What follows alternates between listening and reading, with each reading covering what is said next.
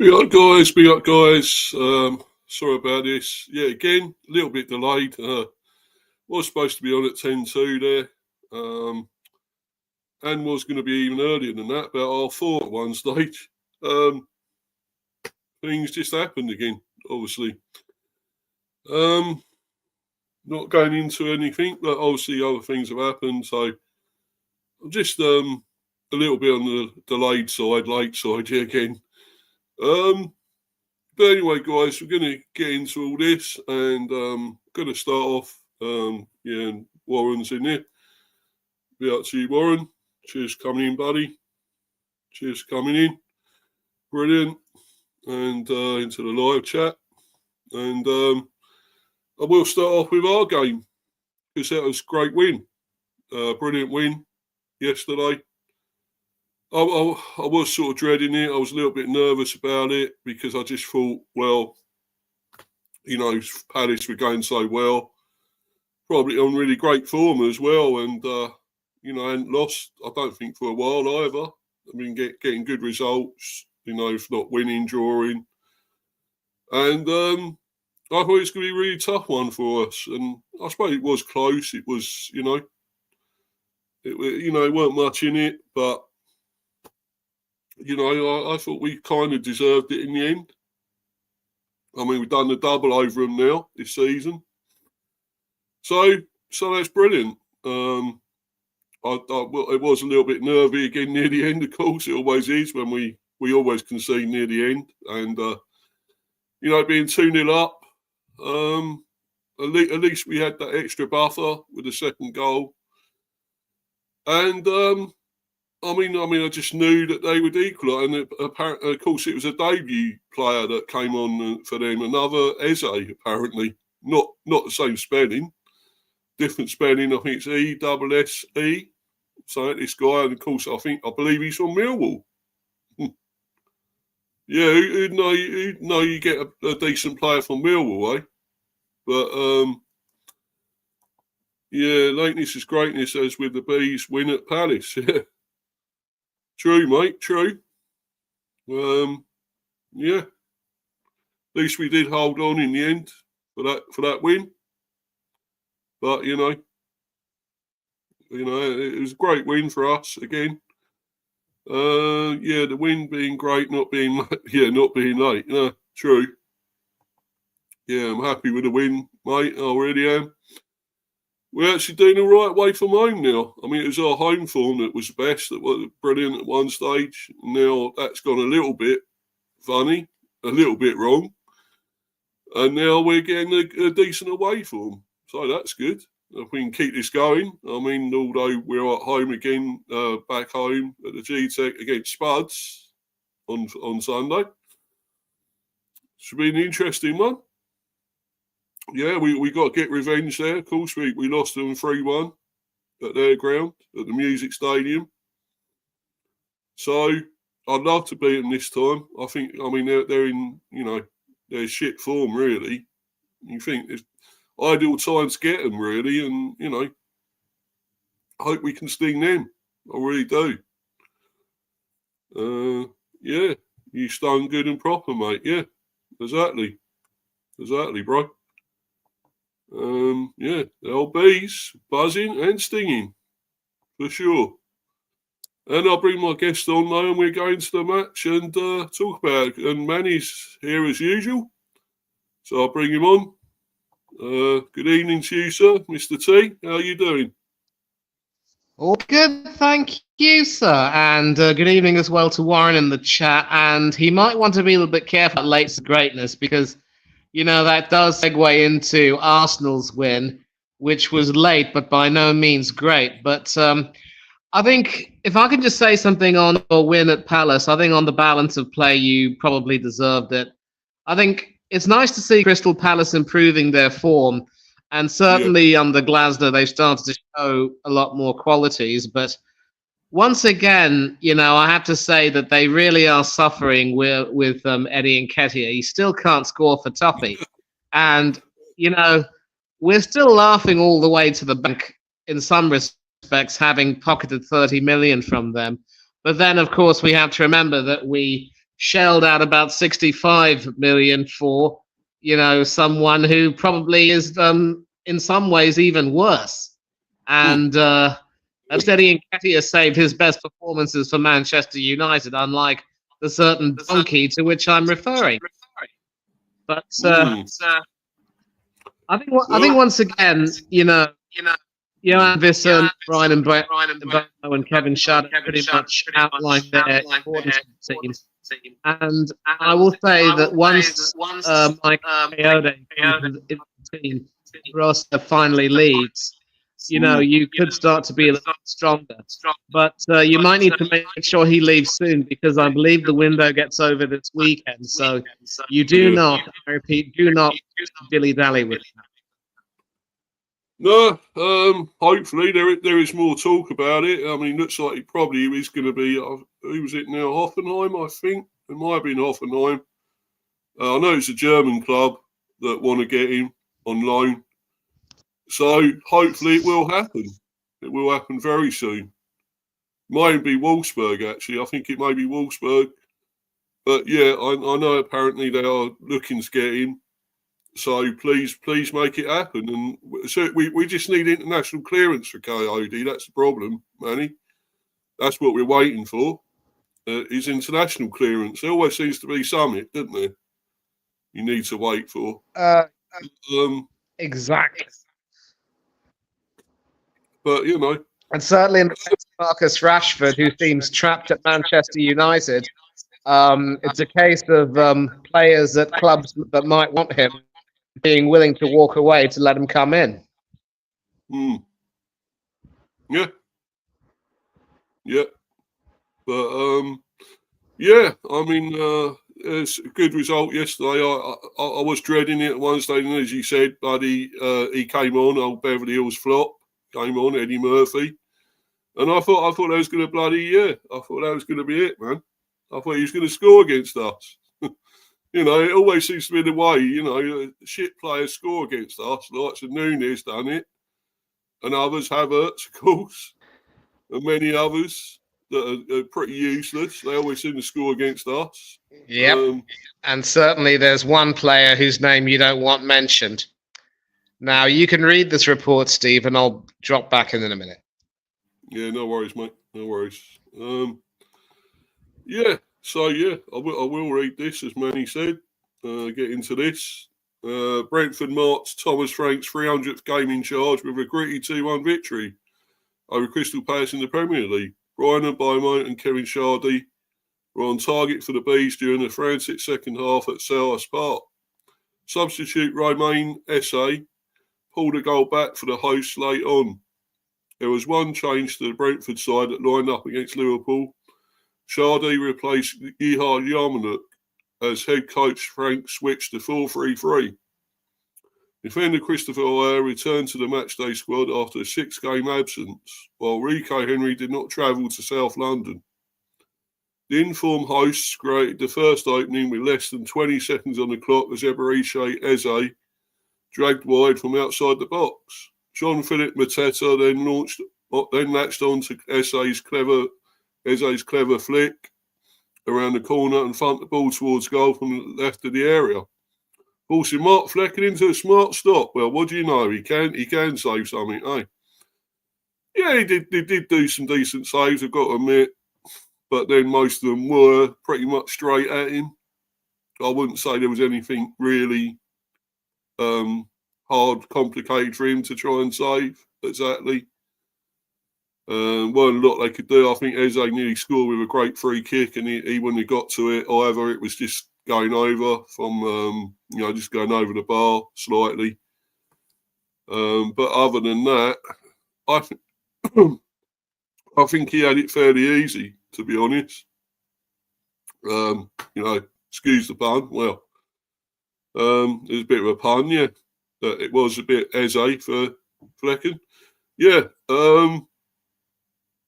But yeah, apart from that, I don't think he had much to do. But anyway, on 13 minutes, Christian Norgard darted to the near post to meet Mbeumo's in-swinging corner, but the Bees captain couldn't guide his header towards a teammate and the ball dropped out for a goal kick.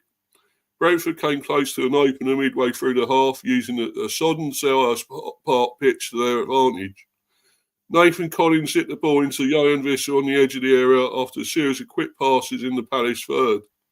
The forward struck hard and low through Chris Richards' legs, and Dean Henderson got down quickly to push the ball around the post. Very good save, actually. It was a good save, must admit. And Bomo then dipped a free kick narrowly wide of the upright. Yep, he did. Not bad. A little bit wider than I thought it would be, but it was okay. After Maxence Lacroix brought down Mads Rorslev, 25 yards from goal, and it definitely was a foul.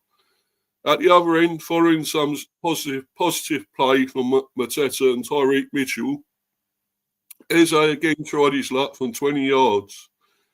But his effort was taken and comfortably held by Flecken, just as well, isn't it? It has to be for him to hold it. On 35 minutes, Collins made a last-ditch intervention to prevent Eze from pulling the trigger after Ismaila Sarr had dived forward and found his fellow forward in space in the Brentford box. It was a perfectly timed challenge, and it needs to be. Well, Collins had a great game, to be honest, at the back. I thought he was immense again at the back. Just before the break, Will Hughes picked out Sarr on the right, with the penalty area still crowded after Palace free kick seconds before. The former Watford man whipped a low cross towards the back post, which narrowly evaded Mark Gahey at full stretch. Moments after the restart, a long throw from the right led to some pinball in Brentford's 6-yard box with Jefferson Lerma. And Jefferson Lerma hooked the ball over the crossbar. Henderson was then equal to Visser's curling effort from the edge of the area after the DR Congo international had protected the ball well despite some pressure up from two Palace defenders. Bees captain Norgard limped off on 54 minutes and was replaced by fellow Dane Matthijs Jensen, who really came on well and played good stuff when he came on. Looked really good. Lerma teed up by Eze. Eze had a speculative effort held by Flecken before Palace went close to an opener. Having been fouled by Vitaly Janelt 20 yards from goal, Eze dusted himself off and took the free kick himself. Midfielder's curling effort, struck Sepp Vandenberg in the Brentford wall and came back out via the post. Yeah. A bit lucky there, hit the post. Keane Lewis Potter's cross shot was pushed over the bar. It was a good effort if he definitely meant it. It wasn't a cross, but I guess it was a cross shot, but it nearly went in over the bar by a backpedaling Henderson as the second half continued at pace. Then came a decisive moment. Lacroix fouled Collins in the Palace box, giving Mboma an opportunity to put Brentford in front from 12 yards. Usually so reliable from the spot, the forward saw his effort beat Henderson, but cannon out off the inside of the post. And luckily, we got away with it and got another chance because there was encroachment. I really couldn't believe he missed it. He never does, generally. With Brentford's fans still dealing with the disappointment, referee Tony Harrington thought he'd play for a VAR check for potential encroachment, and there was, as Mbomo's penalty was being taken. We luckily got this, a second chance.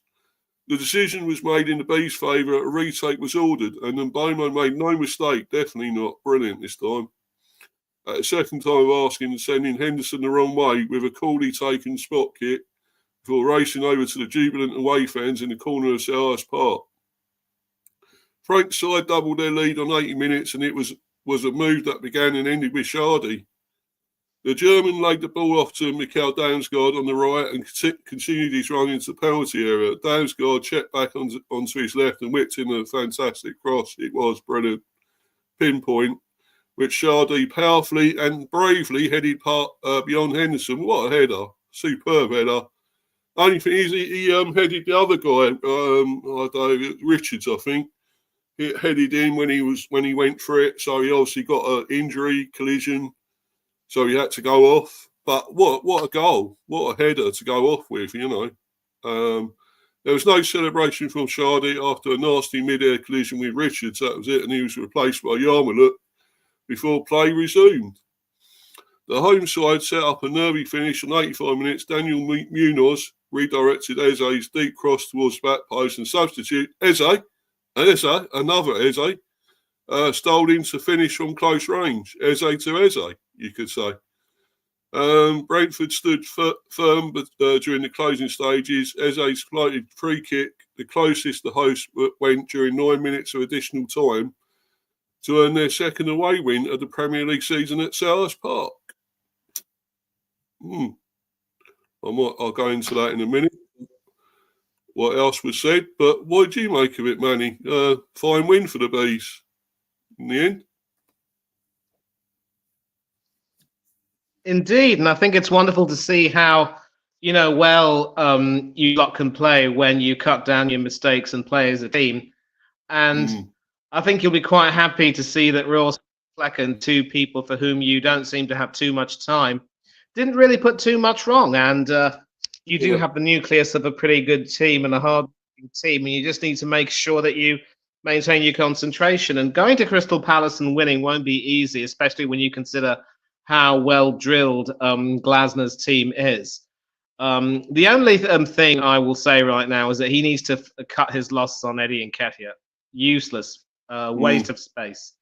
And so he finds some way to continue getting the best out of Eze for as long as he possibly can. And also make sure the team kind of play around him. Now, he uses the same 3-4-2-1 formation that Ruben Amorim used. And Glasner's able to make the best of it. But obviously you can be quite happy with the way you've played. And it's also another reminder that Mbeumo, this and Sade, as I've said, are three very important people for your team, right? Very important players. And the last thing you want to do is run the risk of losing them. So hold on to them for as long as you can.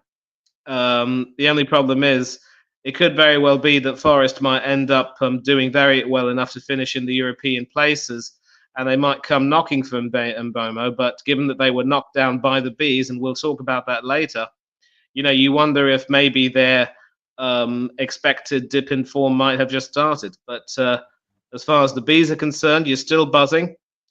If you want to get rid of Roslev that badly, make delay. Yeah, I think it is happening soon, Manny. I believe it will happen. We're gonna get him off on loan. And once again, we have a vocal delay, and I'm gonna have to come out and come back. No worries, mate. No worries. Cool. Yeah, it's definitely going to happen. It looks like now. As soon as we get clearance for this guy, this international clearance for Coyote, he comes in, then Roslev is off, out the door. Simple as that. So that's brilliant. Anyway, I'll just read what Thomas Frank said, his reaction and stuff. Head coach Thomas Frank insisted that Brentford were good value for their victory in South London. I learned when I arrived in England that there's something about winning on a rainy Tuesday night in Stoke, the Bees boss began. It was not Stoke on a Tuesday, but it was the kind of conditions I imagine that they were talking about. It was a very even game that we, in the end, edged. It was a fair win. It was a good, solid away performance. We defended brilliantly throughout the game and played well. I'm very happy with 3 big points. And Mbeumo, we battled like warriors. Brian Mbeumo, scorer of Brentford's first goal on Sunday afternoon, also praised the Bees' fighting spirit at a wet and windy Selhurst Park. We are really happy. We know it is a hard place to play, he said. The atmosphere was great until the end and the conditions were not good. Everyone fought until the end. Sometimes you win a bit more ugly. We had to battle like warriors. Exactly. I agree. It's a hard-fought win and a deserved one, though, I still think. I think we did deserve it for our really good play at times. And one of our more convincing, comprehensive away wins, really. Best wins that we've had away for a while. And that's something we were struggling with, the away wins. And now we seem to have put that right a bit more. And maybe we might now be struggling at home, which is a bad thing. Though, as I say, we got Spuds next. Hopefully, you would say we could win that, possibly win that, the way they're struggling. But, could be an ideal time. And old Big Ange is in a bit of trouble there, isn't he? He could be gone. I mean, they actually saying that Spuds fans want Levi out, apparently, rather than Ange. But they both could go, you know. That'd be incredible. I'm not sure they will get Levi out, but Levi out, but who knows? Orange teams. Sorry, guys, I had to come out for a while. I had a crazy phone call. Sorry. Yeah, no worries, Warren. It's cool, mate. It's cool, bro. I might put the link in here in a little while, and you know, when I do the other games, you know, talk about them scores and stuff. If you want to come on, and you're welcome to, bro, if you're available. You know, I will put it in there in a little while after I've gone through this, of course. I'm just going to do player ratings, you know, in a minute as well. Yeah. So, Manny, what do you think of that? I mean, you know, I think it was a really good win for us, and it's not often though you see Mbeumo miss a penalty, is it? Really?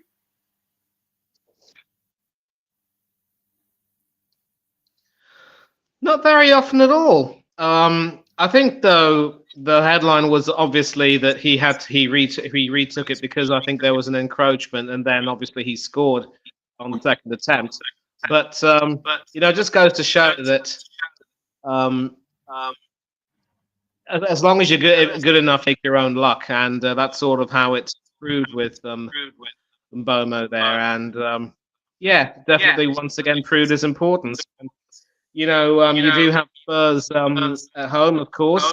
Big shout out to Eugene, the poor chap watch along for Spurs against Leicester. He was happy enough even going 1-0, but would have been absolutely great win for Leicester, though. What a hopping win! match at the end. You two might be together. I'm sure he's willing to reach out if possible. And yeah. But there's a joke going on that if a team has a team in bad form, just play against Spurs, and you might end up getting full 3 points because they do have a share of injuries with evidence. And having said that as well, how do you give up a 1-0 lead to a side like Leicester and go on to lose 2-1? I mean, you know, in some cases they just look a little bit unprofessional, and even that new goalkeeper Kinski. I mean, he's impressed in some ways, but in other ways he hasn't looked at all good. And you know, you get the feeling that once Hoglu gets his regular starters back, they can play better again. But you know, you can feel any real sympathy for them because they should have taken their opportunity to try to strengthen a lot sooner. And you know, playing Archie Gray in the defence when he's a midfielder. I mean, you know, but people who live in glass houses shouldn't throw stones. Arteta will do the same thing. But I just think they're just at the moment lambs to the slaughter, the Spurs. And, you know, once they come marching in, you'll probably have them frog marched right out. Yeah, hopefully.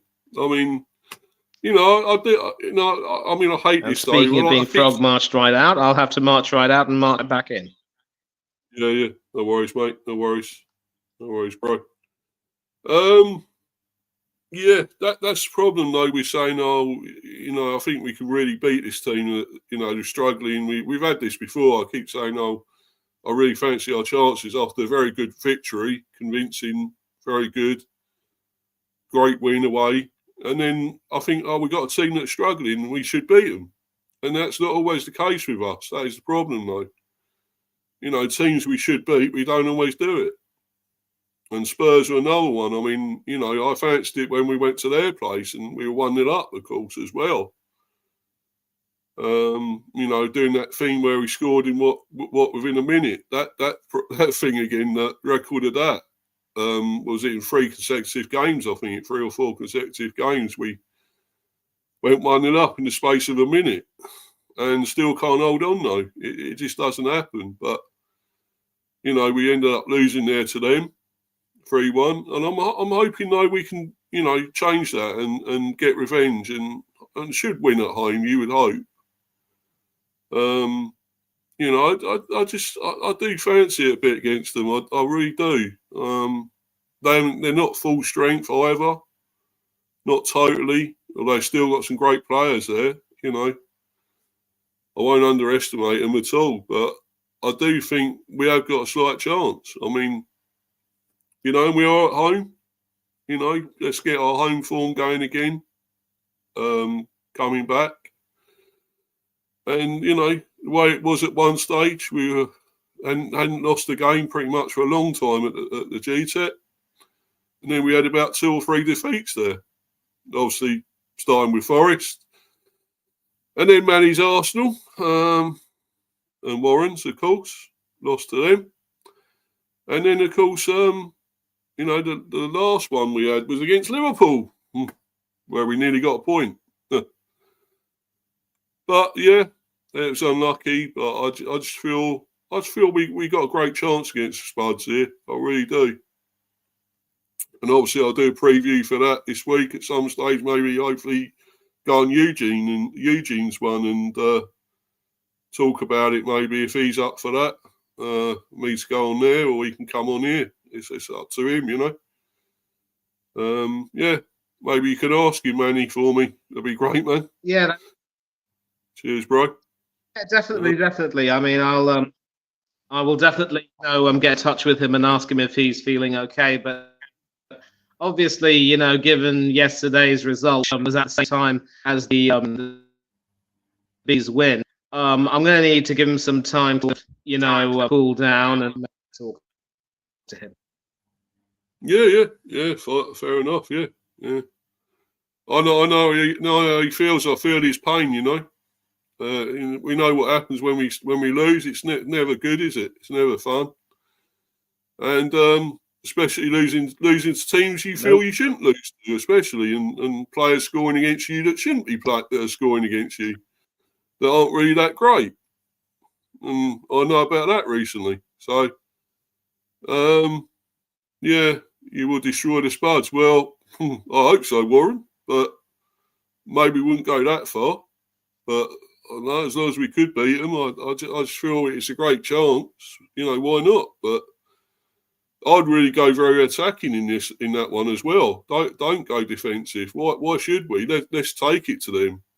You know, make them, you know, suffer and you know what they are in deep shit in shit street. You know, why not? But yeah. Getting back to this, I'm going to do also the player ratings now. I know you can't really get involved with this, Manny, because you probably didn't watch it or whatever, or I don't know if you actually did see highlights or anything, but we'll obviously go through that. Maybe you could rate maybe the Palace players if you want to do that. We'll just go through the teams anyway, and of course, Mr. Fleckham was in goal once again. And nearly actually had a clean sheet. So I suppose can't really go too mad at him or moan at him, really. Rawsleff, yeah, was okay. You can't really say he was done anything really bad, wrong, or anything. Lewis Potter, I thought had a good game. Really did think he was good. Now good as well. Collins, I thought, was superb at the back there. I really do. I really rated his performance. He was great. Superb. Vandenberg, I wasn't sure. Got a bit caught out at times, actually, with the ball over the top as well. And looked a bit unsafe there, a bit vulnerable. But I thought Collins was great. But yeah, Bomo, well, didn't do that well in the first half at times. I didn't think he was great. But I think second half he was brilliant. And, of course, I know he did miss the penalty. But he had another chance and he put it away this time. And, you know, what can you say? So, brilliant. And he got another goal. Norgard was a little bit disappointing, actually. And he did actually go off injured as well. I hope it's not a serious one. I really do. I wouldn't think so. But he had to go off and Jensen came on. I thought he was great when he came on, you know, passing it around brilliantly. And of course, he's got that long throw in his Arsenal. Sorry to mention them again, Manny and Warren. But yeah, and so he's brilliant. I think he's really great passer. And Visser, well, really good at times. I mean, sometimes he went out of it, maybe didn't do enough sometimes, but I thought he was really good. I mean, some great shots, couple of good shots he had. So he was there and thereabouts, but Damsgaard as well for me was superb. What a performance this guy's had, and great season he's having, Damsgaard. It was incredible when he put that second ball in, cracking cross, superb cross for Shardy to head it in. It was on a plate for him, basically. And obviously, me came on for him. He's looking, obviously, I think he's maybe near the end. I think he's more a squad player now, Ben Mee.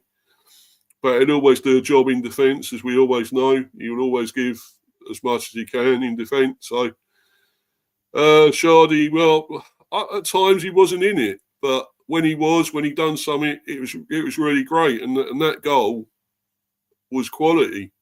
Fantastic header. Yarmulke came on for him in the 84 because, of course, he had to go off when colliding with the guy head collision with that Richards. But brilliant performance. Aya was there back on the bench. Maghoma, Konak, Kim. Obviously, Jensen came on. Valdemars, and again not used. When he'll play again, who knows? Me came on for Damsgaard, Yarmulke for Shardy, and Carvalho not used either. I don't know what's going on with him, to be quite honest with you. He's not looking that great either. So for Palace, Henderson in goal. Made some good saves, actually. Also got booked. Going mad, kicking the ball away. Munoz, Mitchell, Gahey, Lacroix also got booked, yellow card. Richards, Kamada came on for him in the 84th. Hughes, Ezzy came on, who scored, 83rd. Lerma, Mateta, not Arteta, Mateta. A bit better than your fraud manager. Yeah, Sarr, and of course Eddie came on for him.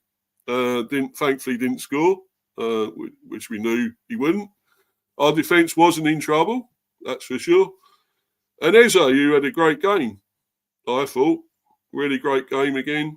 This new guy came on, Eze, and scored from Millwall. He's come from Schlupp, another XB. There on the bench, Kamada, Ume Chibusi, don't know him at all. Klein, Deveni, Kapora, and Turner. Oh, that's your ex-Goldie there, Manny. Simply the best, wasn't he? Turner there. Yeah. And Turner. He did actually play in the FA Cup for Palace, and I think he didn't do too badly. But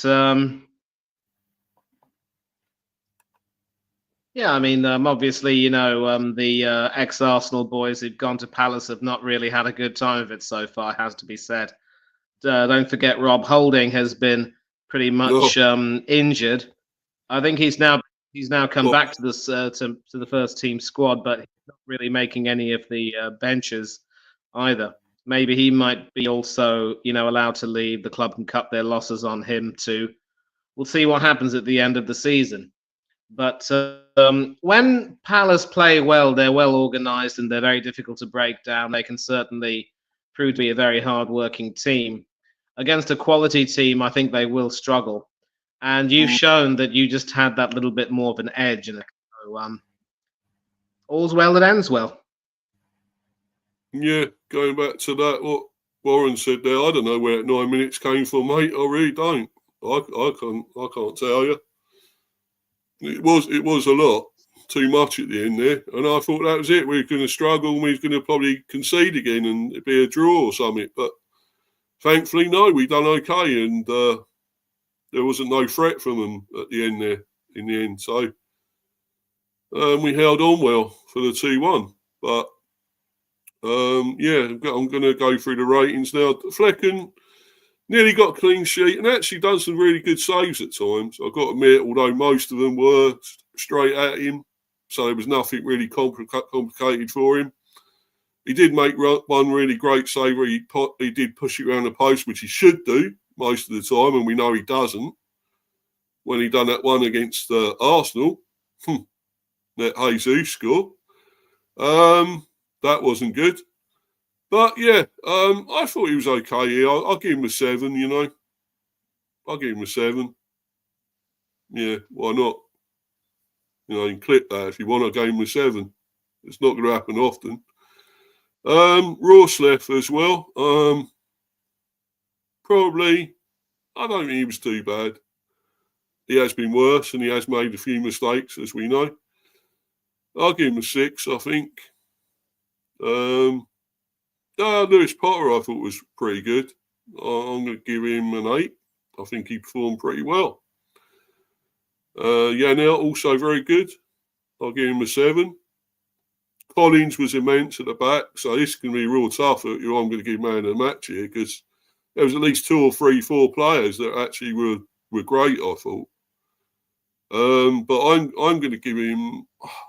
I'll give him a 9 because I thought he was superb at the back. He really was.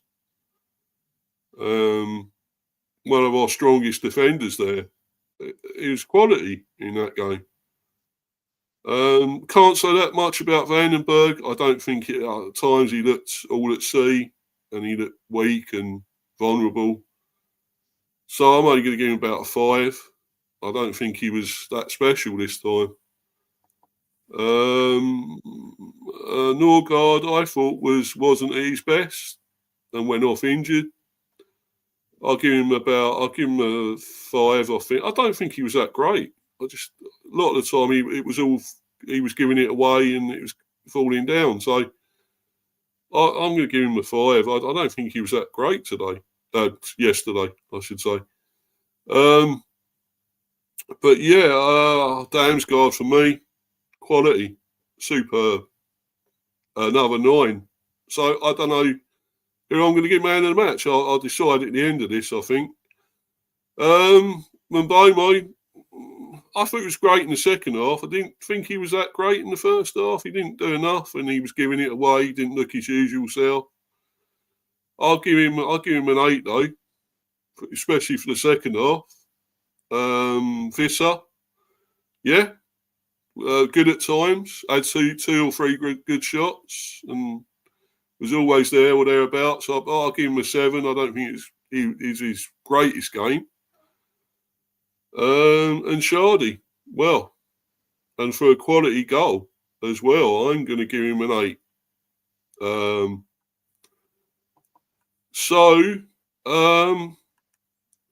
We will also go into the subs as well who came on. Jensen was good. Really good when he come on. Good passing, 7. I'll give him. Me didn't do that much. Didn't need to. I suppose I'll give him a 5. Yarmouth didn't have much chance to do a lot. I think a 5 as well. Yeah. So it's a tough one. But for Damsgaard creating that goal with that second goal, the important second goal, I'm giving it to him. Damsgaard for me, man of the match. So it's between him and Collins, and he just edges it, I think, especially for that goal, for that cross, for the goal. So, yeah. You got anything extra to say, Manny, add to this? Or would you say anything more about Palace or the Bees? Or Nothing much, really. I mean, you said everything that needs to be said.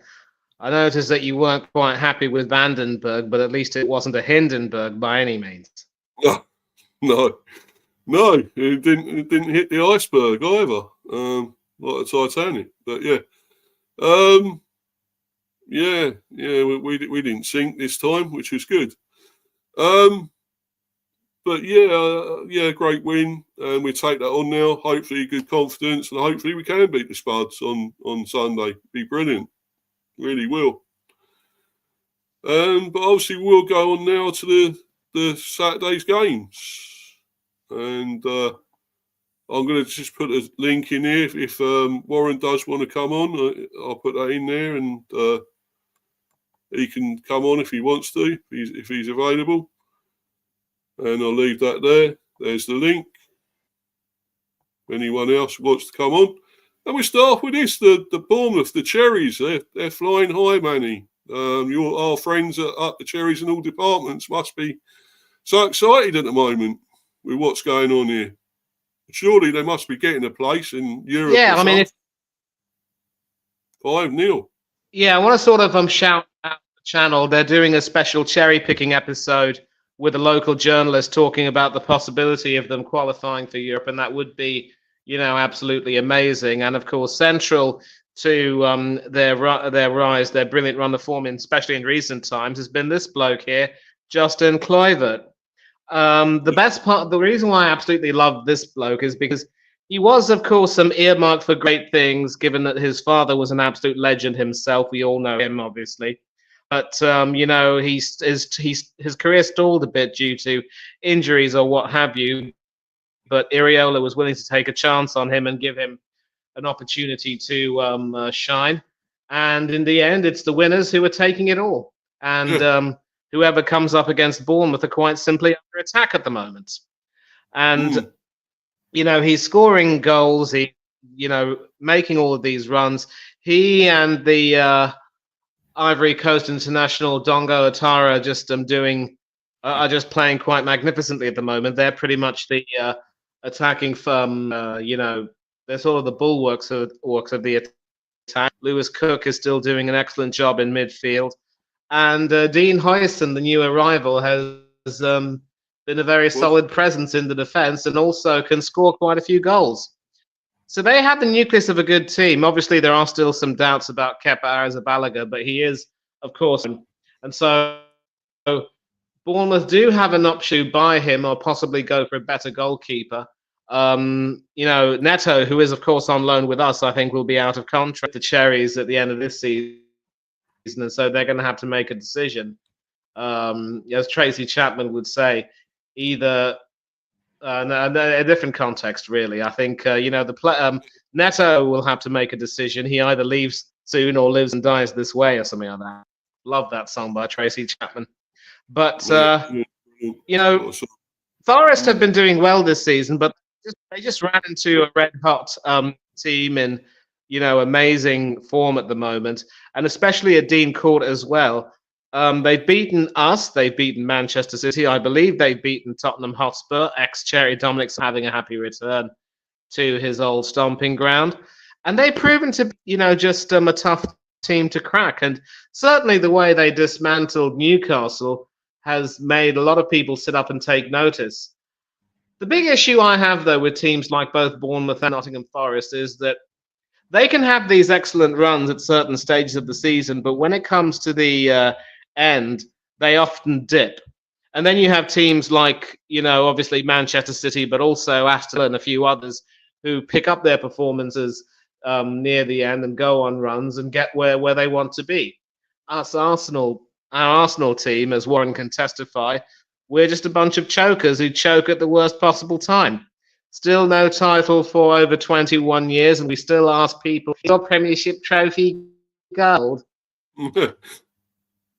Well, it's gold, it's old, and old is not always gold, so shut your mouths, you idiots. But, yeah, Manny. But yeah. McNulty's attacking masterclass there, and they're unbeaten in 11 games. And I wouldn't be surprised if Bournemouth challenged for a European place, maybe as much as a Europa League, if certainly a Conference League at the very least. Yeah. Kluivert's on real hot form at the moment and incredible. And you could pretty much say Django was unchained, couldn't you? With that hat trick, incredible. And Unchained. Who we mentioned, Tyler Adams. He had a long period out of the side through to injury, the USA erstwhile captain, but he's come back in and proved to be also very important to the Cherries midfield, and he had 2 assists there for 2 of the goals. Now, this particular passage might say, do please read it. Yeah, sure, mate. Yeah, how far can Bournemouth go? Exactly, how far can they go? Bournemouth fans sang loud and long about a European tour as they turned on the style to embarrass the Forest side.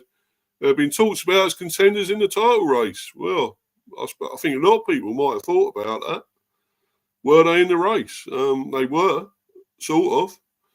And who can blame them on this evidence, as Forest followed Newcastle in being taken apart in a fast-flowing, creative and goal-laden performance from Iriola's team.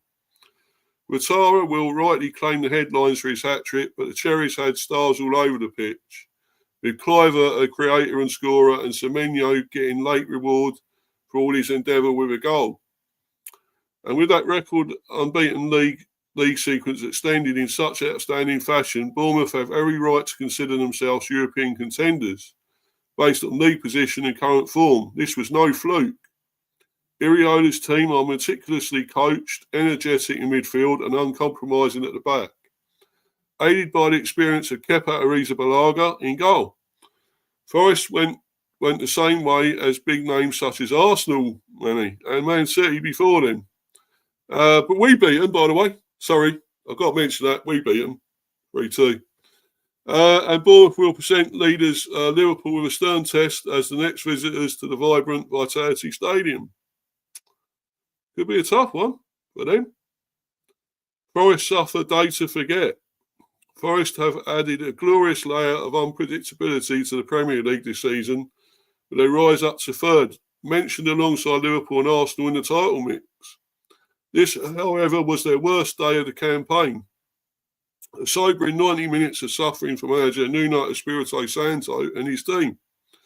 From the first whistle, all the qualities that have characterised Forest were missing. From that, the moment their watertight defence tamely retreated in the 9th minute, allowing Kluivert time and space to set Bournemouth on their way. Still a great goal, though. Great goal, long-range goal, quality. The normally reliable Murillo had a nightmare afternoon. They couldn't find a way to have Murillo in this game. Yeah. While Sells had a very rare day off, a rare off day. Ouattara soared high above Murillo at the far post for the first of his 3 goals, while Sells simply pushed out Tavernier's routine shot into his path for his hat-trick. Anthony Elanga's head never dropped in search of inspiration for Forest, but there was nothing to recommend this day for Nuno and the team that have distinguished themselves this season. Nuno, however, will not have a knee-jerk reaction as he tries to get Forest back on track after this shock to their system. The player of the match, Ouattara. Yeah, it was pretty close for that, I would say, between him, Kluivert, and so many, Semenyo, Hussein. Brooks is having a great season as well. Really is. As you say, Adams. Kirkies, what a player, I think. Zabani. Tavernier, I rate as well. Jebison looks decent as well, I think there's so much there, but the only problem is with this, Manny, will they be having to try to hold on to them?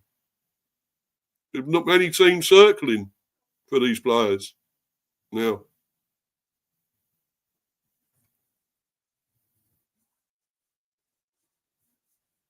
Oh, he's gone, isn't he? And qualifying for Europe. Oh, you're back. Yeah, you're back, mate. I've got you back. I'm back. Yeah. I was back, and I heard your question. Obviously, as I was, these teams which end up overachieving and qualifying for Europe will face problems in terms of trying to hold on to players. I mean, look at Leicester City. They won the Premiership. They were the darling of the nation. Then they literally had a fire sale where the likes of Maguire, Mahrez, and Kante and many others ended up, leaving the club, and the club ended up suffering as a result, because I don't know if Leicester were able to adequately replace them in good time, although certainly they did earn more than a few doubloons from the sale of those players, but that was a little consolation to them, obviously. And we all know what happened to them the following season.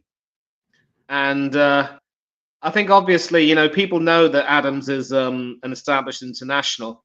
I think one thing which might be in favour is that players themselves will not feel as though they will want to really leave anytime soon, especially when you consider how happy at the club and how they just feel, loved. You take a look at Justin Kluivert, for instance. A couple of seasons ago, nobody wanted to touch with a bar pole, and now everyone wants. And people are going to try to get their hands on him. I think Kluivert, to his credit, will make it crystal clear that he won't want to leave, and the club will also try and get him to stay. There might be some players who will end up being a little bit more ambivalent about everything.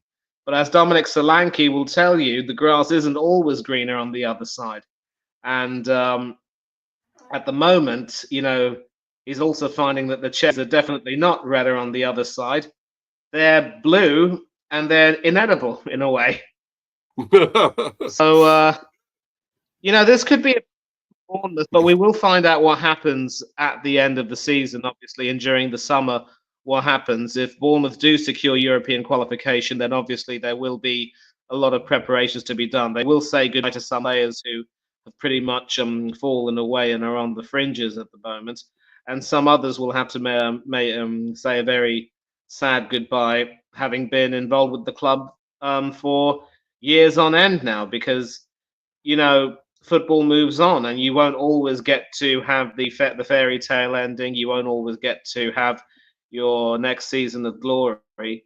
It's a ruthless business, as you can testify with quite a few of your players leaving, and obviously there were some decisions that were not just ruthless but were wrong, and Warren and I definitely know what we're talking about our club, Arsenal. But that's besides the point.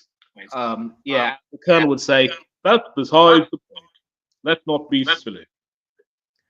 And R.I.P. Grant Chapman, of course. As Forest, well, McNulty said it. They were not the Forest of recent times, and I think they, just had a bad day at the office. How they recover from this big set will determine how they perform. They have been beaten this season. Interestingly enough, they've taken. We've beaten them already at the Emirates. We still have to play them at the City Ground, and we do not have very many happy memories of going to the City Ground and playing against them in recent times. It must be said. So, we'll see if Forest can continue to recover.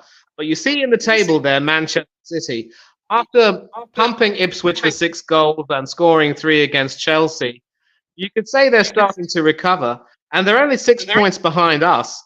So the depressing thing is, not only is it looking a lot more unlikely that we're in the league, we could have a situation where City finish above us in the league again. And boy, is that going to be absolutely painful for us to swallow. Definitely. But how about this result, though, Manny? Everton beating Brighton. They're really on form this season, doing well, Brighton, aren't they? Going very well. And Moyes is doing the job, isn't he? He's come back. Sorry, mate. I can hear you there. What was that? I was saying the seagulls choked on some toffee. Yeah. Oh, yeah. Yeah. Yeah. Yeah. And the seagulls couldn't shit on Everton, could they, unfortunately? So, Everton coming away with a win there. Hard-earned win, 1-0. And Moyes is doing it. I do say never go back, but he has gone back, but he seems to be doing well with them, getting them playing. It's 3 games, Steve. I want to see how well he really does. And obviously, we remember in his first spell at Everton, he helped them qualify for the Champions League against all odds, even after selling Wayne Rooney, mind you. So you can imagine how impressive a job that was. And they had the golden oldie ex-England keeper Nigel Martin guarding the sticks, having usurped ex-Everton, ex-Arsenal goalkeeper Richard Wright, of course. And they played some wonderful football then. And The thing about Brighton is, as impressive as they are, teams like Brighton and Fulham, you just know that they're going to have results like this where they kind of take a little bit easy, they take it a bit, they're a bit lackadaisical, are somewhat complacent, and they end up paying the price. And although they only lost to a penalty, you can tell then, I think the ratings pretty much prove it all. Aside from Mitoma, nobody got as much as 5.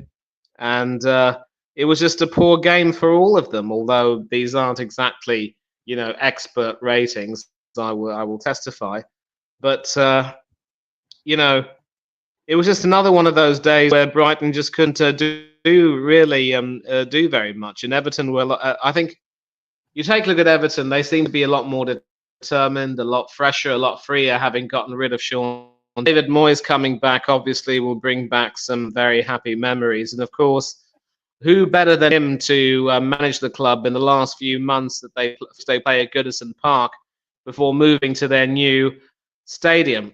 I really don't know what's going to happen to Goodison Park. Maybe like Highbury, it could end up becoming an apartment complex, as Warren also tell you.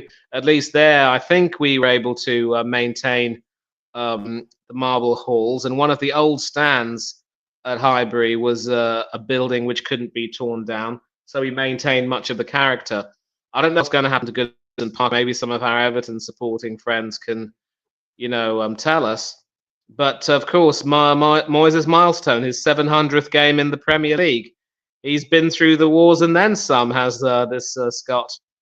And it's also amazing how he's come full circle from being the youngest manager in the Premiership when he started working with Everton to now becoming the oldest manager in the Premiership right now. And he came up against the current youngest manager in the Premiership, one who was winning admirers. But it's fair to say that the old master schooled the young protege. And it just goes to show that you can never really put a price tag on experience. And of course, there was another controversial thing where I think this bloke, Ndiaye, was booked for, making a seagull-like gesture. I think it's fair to say that any kind of gestures that are made, if the referee deems it as a means of provoking people, then I think he should be at liberty to, book the player. But again, maybe a little bit of a talking to in this case could have sufficed. I just don't know if that gesture was called for. I mean, you can celebrate, but don't taunt the fans like that. Reminds me of when Josh Zirkzee, after scoring his penalty, waved bye to us at the Emirates. It wasn't exactly provocative, but it was a little bit, we knew what he meant. And maybe there should be a little bit of a line. Don't make fun of the mascots. Don't, try and taunt the opposing fans too much. Don't take the mickey. Otherwise, you just, you're asking for trouble, maybe.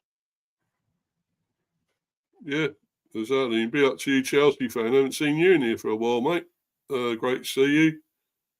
Be up, Mr. B and Manny, my friend. Sorry not being on the channel too much. Just been busy work. I hope to come on more. Yeah, of course, mate. You're always welcome. You know you are.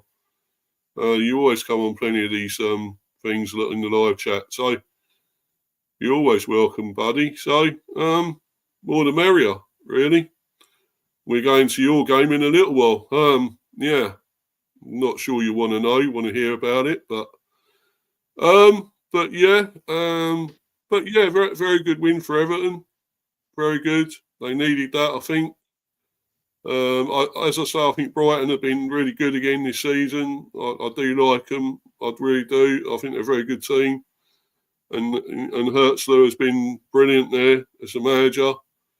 I mean, I think they're another one looking to get something, maybe Europa qualification, because they've already been in Europe, obviously, as well.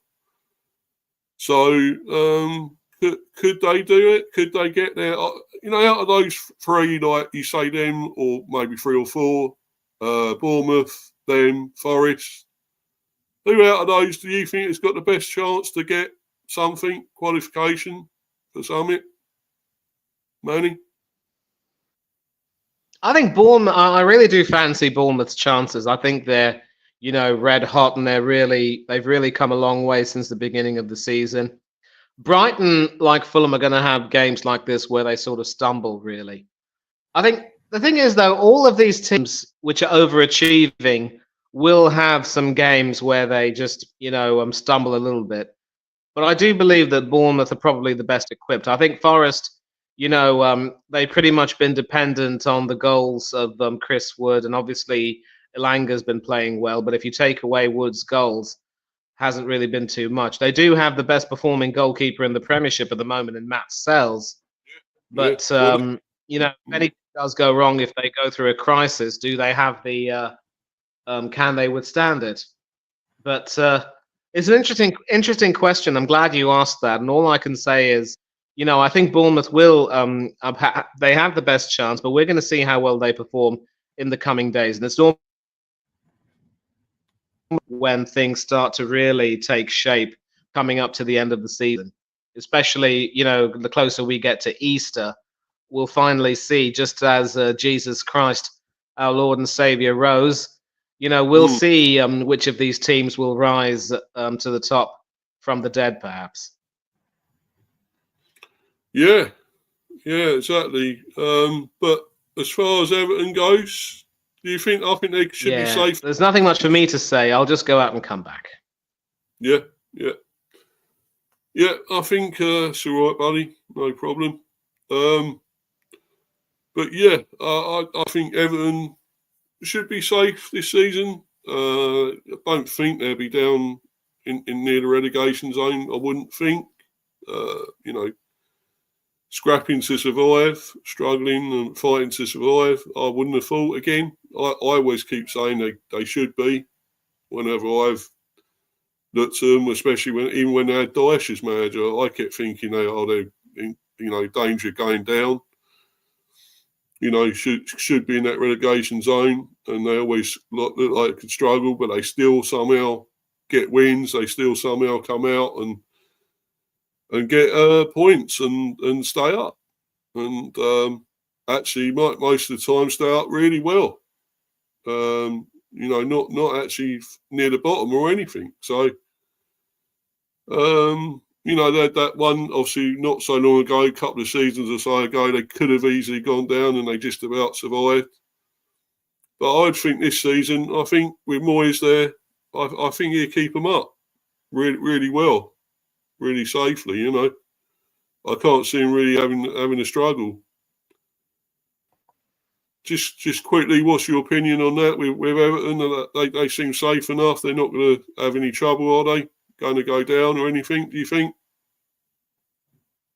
Yeah, I think Everton is now sort of safe. And, you can't really, dismiss the work that Dyche did. He did make them hard to beat, but he also made them play some pretty, dull and unattractive football. And I think Moyes has that right balance. As far as Ipswich are concerned, well, they conceded 6 against City. They conceded 4 against Liverpool. They're finding out how difficult it is to play against the really top teams. There is part of me that likes to think that they still have enough, especially since, Leicester still, for their win against Spurs, still can't really be trusted to, put in these performances consistently. And even Wolverhampton are not out of the woods. No. Southampton, as we can see, are pretty much cut and pretty much ended up falling victim to an Saka punch. It could very well be that Wolves might go Ipswich and Southampton, but Leicester definitely aren't out of the woods yet. So thanks for that, Chelsea fan. Liverpool. This is absolute. This is the type of game where earlier in the season they'd be complacent and take it easy. But I think Slot, ever since the Forest at home, has made it clear to them that they cannot afford to lose their concentration. And since then, they just demonstrated strength. Now, this season obviously will be a watershed because I do believe that several players will leave us. This gives Slot the opportunity to hold his own team. But he's already assured that he now has more credit bank than Arteta. This Liverpool team, just look they look focused and determined. They're not simply in for the vibes. And all I can say as an Arsenal fan is, I think go all the way and win it. They deserve to. Yeah, for sure.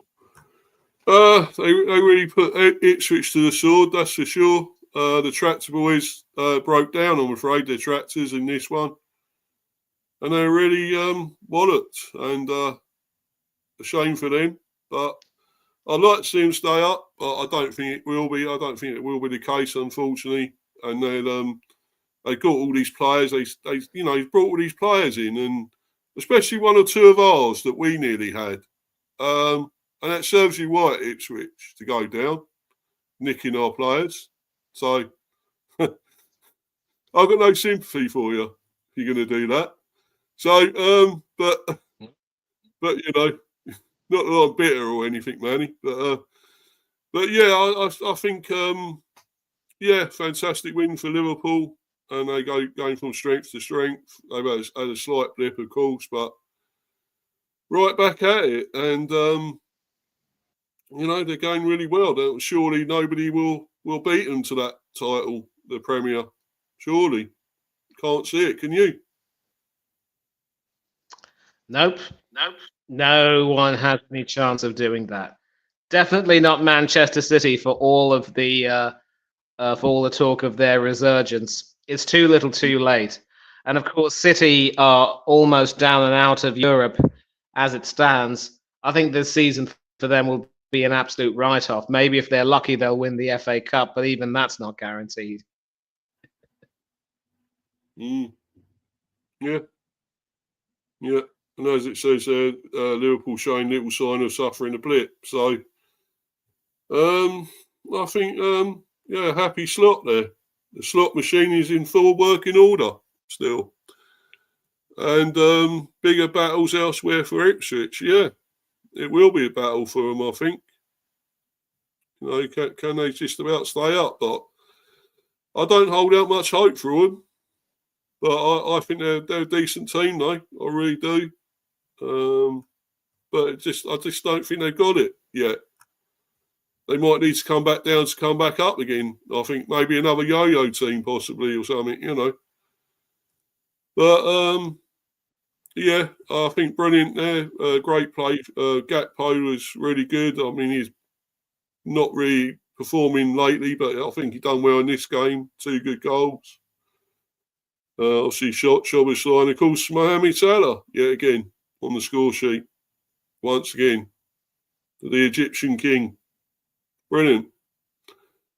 So anyway, we'll obviously get to the next one, and it's this one. Newcastle back at it against Southampton 3-1. After that slight blip against obviously Bournemouth, they walloped. Isak didn't get many touches in that game, didn't get much chance, did he? But in this one, he was superb. Yeah, it's only Southampton, but you got to play. You got to play these teams, whoever they are, whatever's in front of you. You still got to beat them. And Newcastle came back with a convincing performance, Manny. Really, Isak was superb, and somebody you need, I'm afraid, at Arsenal. Yep, and the arrogance of Arsenal fans to say that he needs to come to Arsenal to guarantee himself a chance of winning things. At the moment, Newcastle are 2 ahead of us after the first leg, having walloped us at the Emirates, and look likely to play in the League Cup final. And if they should come up against a Spurs team, unlikely as it is, and we all joke about the Sonny and Cher show at Wembley, they actually have a better chance of winning. Of course, if they come up against Liverpool, it might be a different story. But then, Newcastle do love playing Liverpool, and you just know that these clashes are going to be very, heated affairs. And there's been so much of an exchange between Liverpool and Newcastle over the years. Many Liverpool legends have gone on to be involved with Newcastle. You obviously think of Kevin Keegan, Barry McDermott. So, Ian Rush, John Barnes, Peter Beardsley, of course, although Beardsley at Newcastle then went to Liverpool. Played Everton between, then went back to Newcastle, but whatever. Venison, another one. Barry Venison. Anyway, without Yeah. Oh, Barry Venison, yeah, well done, Yeah. very well said. I think I forgot about him, to be honest, but I think he was also a part of one of their European Cup wins. I think that was in 1980, Graham Souness's final game for the club, if memory serves me, before moving to Sampdoria in Italy. Now, of course, back to this game. One big highlight, of course, was that Aaron Ramsdale hadn't play, so Alex McCarthy was back in goal. I think it's fair to say, though, that regardless of whoever's in the Saints, you just know that they're going to ship more than a few goals. And, McCarthy just wasn't really much better than Ramsdale. And although one of the goals he conceded was a penalty, they just came up against a Newcastle team that's also in red hot form. And they're also looking for a place in Europe. Potentially in the Europa League, if not the Champions League, and they're I like this headline, "Vibes of Thierry Henry." I mean, Isak has a long way to go before he can even be mentioned in the same sentence or the same breath as Thierry Henry. But if he does manage to win something and consistently score goals, then he will obviously be coveted in many ways. But there's no denying that when he plays, you better watch out, and not because Beadle's about, Lord rest his soul, of course. But on the day where Gunners strike up, I won't name him, squandered chances in their 1-0 win over Wolves. Emax scored 2, and far and right up there is Newcastle's second highest scorer, but a full 100 behind certain Mr. Shearer, of course. And you wonder if he's going to stay there for very long. And you take a look at the goals per second only to a certain Andy Cole, who also went on to bigger and better things. But Isak is sort of on his way, and I think the thing about him is that he just has that extra burst of speed, but also that clinical finishing ability that many teams would just, covet, really. And teams who come up against Newcastle know that they've got to try to choke the supply to him, and once they do that, then they've half won the battle. But they call him Alexander Great for a reason, and he's just going from strength to strength. I just don't see a Geordie next season. Yeah. What chance have you got, do you think, of getting him, Manny? Is there any chance or whatsoever of buying him? It's been 27 days in January. I don't know if we've really gotten any. We've confirmed someone coming in the summer, but that's going to be another midfielder who's as slow as Mikel Merino. And we just don't seem to be serious enough to try and make sure we get a striker this January. I know Arteta was saying that we now need a striker, but we're just proving, Steve, that we cannot be taken seriously as a club. It's ridiculous. Yeah. Well, we got a little thing here, survey thing, and who is the best striker in the Premier League? So we got Alexander Isak, Erling Haaland, Chris Wood, Jackson. No, definitely not. I'm sorry, nowhere near. He's bad sometimes, and no thriller again at the weekend, was it for him? But Ollie Watkins, brilliant. I think Liam Delap's a quality player in a poor side in a way, average team. They're decent, but they're not special. And he's performing well in that team. Kai Havertz, no way, Manny, no way, surely. How can you have Kai Havertz? No chance. Like German giraffe. Yeah, and I know you've got a soft corner for Watkins. I know you've got a soft corner for Ollie Watkins, given that he's a former B. But at the moment, in terms of current form, goal scored has to be Isak. Even Erling Haaland has, been humbled, pun intended, Wood has definitely scored plenty of goals, but he's just a little bit too just a typical English centre forward. You know, someone who likes to score a lot of goals with his head. For me, Isak is more of the complete package as a player, so it has to be Isak. Yeah, and that proves it there. 56% have gone for him. So even above Haaland at the moment, really. But yeah, well, I think Wood has been amazing though this season again for Forest, and I said we take Watkins back, but that's never going to happen, unfortunately. What chances of somebody getting? I think if Ipswich go down, do you think they'd have any chance of keeping Delap at Ipswich if they go down? Probably not. Probably not. Manchester City, there will be some good quality clubs who'd love to have him. I could possibly see him go to Aston Villa, mind you, especially given that there's so much talk about whether or not John Duran will stay. Liam Delap could be someone that interests Emery. The only problem is he's a bit too similar to Watkins, and Emery might want someone similar to Duran. But then we might be interested in Watkins. So if Watkins goes, then maybe Emery might snap Delap up. You don't know. Yeah. And as Theo Walcott, another ex-Arsenal player there, Manny, says Southampton had to settle for the fact they are going down. And I think they will. Yep. I think they'll settle for that. And while we're at it, what are the chances of keeping hold of Tyler Dibling? Is it Tyler Dibling, his name? Or Dibling anyway? Yep, Dibling. Yeah. What are the chances of keeping hold of him, do you think, if they go down? He might want to go to another Premiership club. I think you should go in for him, mate. Yeah. I think we should. But what chances? I mean, they're going to want a lot of money for him, surely. He ain't going to go cheap, is he? I wouldn't have thought. So you never know, because look, when a club goes down, it loses money. Yes.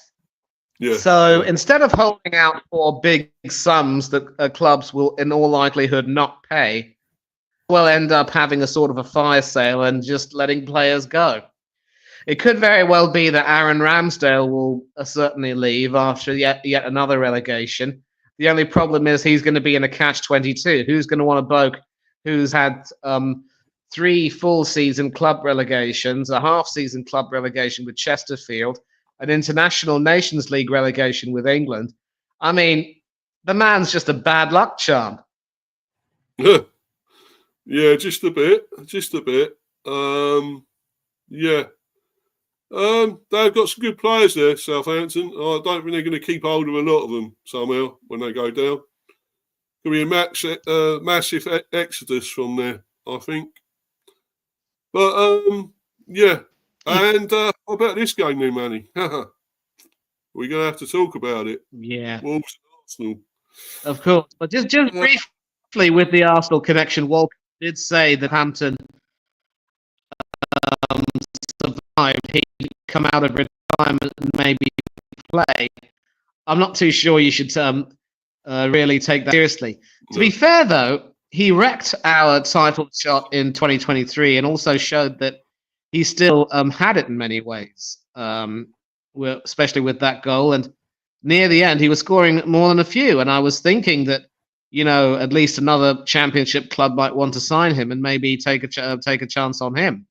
Because, clearly there was still the talent there. He opted to retire. He's now enjoying life as a pundit. And, the rest is history, obviously. And I'm just going to talk this game, obviously, and then I will have to go briefly and I will come back. And I'm sure you can handle 1 or 2 games without me. But sure. This was yet another game where Kai Havertz flattered to deceive. His performance was absolutely dreadful. And for the most part, there were times when we looked absolutely pedestrian. And I know you're going to disagree with me on Lewis Skelly sending off, but when you see the replays, he obviously went to take the tackle. to make the tackle, yes? Now, where were his studs? His studs literally caught Matt Doherty, the ex-Tottenham defender, above his ankle. Now, and listen. I'm not interested in what Arteta has to say because obviously he can say whatever he wants to try to give the impression that Arsenal were hard done by. But one YouTuber who used to be a former ref said that when you take a look at the replays, Michael Oliver got it spot on. And those Arsenal fans who have seen it fit to subject this man to the vilest of abuse and some disgusting death threats, hang your heads in shame. You do not represent Arsenal Football Club. You're a disgrace to us. I disown you and I don't claim you. And as I said, when you see the replays, his studs were high. Now, Lewis Skelly will probably do a Simba in the landing and say, but I didn't mean for it to happen that way. And then, you just have to consider Jeremy Irons doing a scar saying, of course you didn't. No one knew these things happen. But the fact is, it did. And he very nearly broke his ankle. Yeah. So I'm afraid you did say that it was cynical and it was a horrible tackle, but it didn't merit any more than a yellow. But I'm sorry. That tackle did merit a red, and Oliver got it spot on. He also got it spot on when he sent off Gomez for an almost similar challenge on Jurrien Timber. But because the studs went into the feet, it wasn't as serious as Lewis Skelly's, but it was Gomez's second booking he sent on his way. And it was only after Wolves went down to 10 men that we really turned the screw. I know there were periods where we looked a little bit dominant, even with 10 men, but Wolves are near the bottom of the league for a reason. And, we just couldn't take our chances, but we also allowed Wolves to have chances of their own. I think Cunha, who we've been coveting for quite some time, he had a shot which Raya saved and another chance from the resultant corner. And we were made to look very, very ordinary by this team near the bottom half of the near the bottom of the table. So again, it has to be another defender to come on and score. This Italian statuesque person who people love because they think he looks absolutely gorgeous. I mean, let me tell you right now, he's no Brad Pitt, but he's not. I don't care how you play. You may be an ugly old git, but as long as you have the bottle and you can win a title, I don't care. I mean, don't get me wrong. If you do look dishy and you can win something, then that's always a bonus, but not to you and not to the majority of other fans. But forget about what all these pundits are saying. It was the right call to send him off, as harsh as it might have sounded. And it's another reason why we just won't win the league if you put in a performance like that against a team rooted to the bottom. So we still have to improve, and we still have a few days in the transfer window. And now with Skelly set to miss a few games, I think we will be selling Kieran Tierney and keeping Zinchenko and Calafiori, among others. But, once again, this is just proof of how poor Arteta's work in the transfer market is and how tactically rigid and inept he is. And that's pretty much my my 2 pence on it. And of course, the less said about Kai Havertz, the better. I've already said my piece on him. Steve, I'm going to have to go out for a bit. I'll try to be back in about 10 minutes or so. Yeah. Yeah, no worries, mate. No worries. Do whatever you got to do, mate. Yeah, fine, cool. Yeah. So, as Manny says, well, maybe it was the right decision in a way. I still think myself it was a little bit just on the cynical side. I don't think he made an incredible amount of contact with him. Yeah, it was enough for him to go down. But I don't think it was. I just think it was a yellow. We've seen those before, and they just generally do give yellows for that sort of thing. I think the Gomez one was worse because he did actually, get more contact with him there, and it could have, right on his ankle, pretty much, the front of the ankle. So for me, that was more sending off than the Lewis Skelly one. But whatever we say, great or bad decisions Mike Oliver's made, you know, you don't go and do bad and death threats to him and everything like that. That is sickening. It's disgusting. It's horrible. I don't condone it. No one should condone that. Whatever decisions he's made on the football pitch, yeah, can say they're not great. Some of them, a lot of them, but he's not the only ref who makes shit decisions. We all know there's plenty of others, bad ones out there. There's not one really great ref anymore. You know, you could always say there was what's that guy from Italy? I keep forgetting his name, the bald-headed guy. What's his name there? Colaccini, whatever his name was, something like that. But he was a great ref. But you know, Collina, sorry, Colaccini, Collina, that's it. He was a superb ref, but there's just not many around now. They're all pretty bad. Much of a muchness, really. And I just think, well, if you know, it's not life and death in a way. I mean, you know, there's worse things going on in this world. Losing to a bad decision from the referee is not one of them, really. At the end of the day, we all hate it. I know we do hate it as fans. You know, it makes us suffer. It makes our teams, you know, lose or not get the results they should get, or you know, get pissed off. But at the end of the day, you just cannot send death threats to somebody over it. It's just not worth that. It's horrible. This guy is a human being as well, and he's got a family. He's got a wife and kids and whatever. So, you know, cut him some slack. You know, it's disgusting. Do not resort to that. It's the lowest of the low. And I really hate it. But, yeah, I still think that was wrong for the Lewis Skelly one. I will keep saying that. I'm sorry, Manny. I will disagree with you on that. But I know he's not here to come back at me about it. But I still disagree. The Gomez one was definitely a red. It was a lot of contact with studs on the ankle. It was worse, and therefore that was a red. But not Lewis Skelly. But for Wolves, I think, I don't know, it's going to be tough for them. I still think they may have enough to stay up. I mean, you got, like, if they keep hold of Cunha and other decent players in. Aït-Nouri. There is quite a few others there, but you know, I think they're in with a chance of staying up, but not looking good at the moment.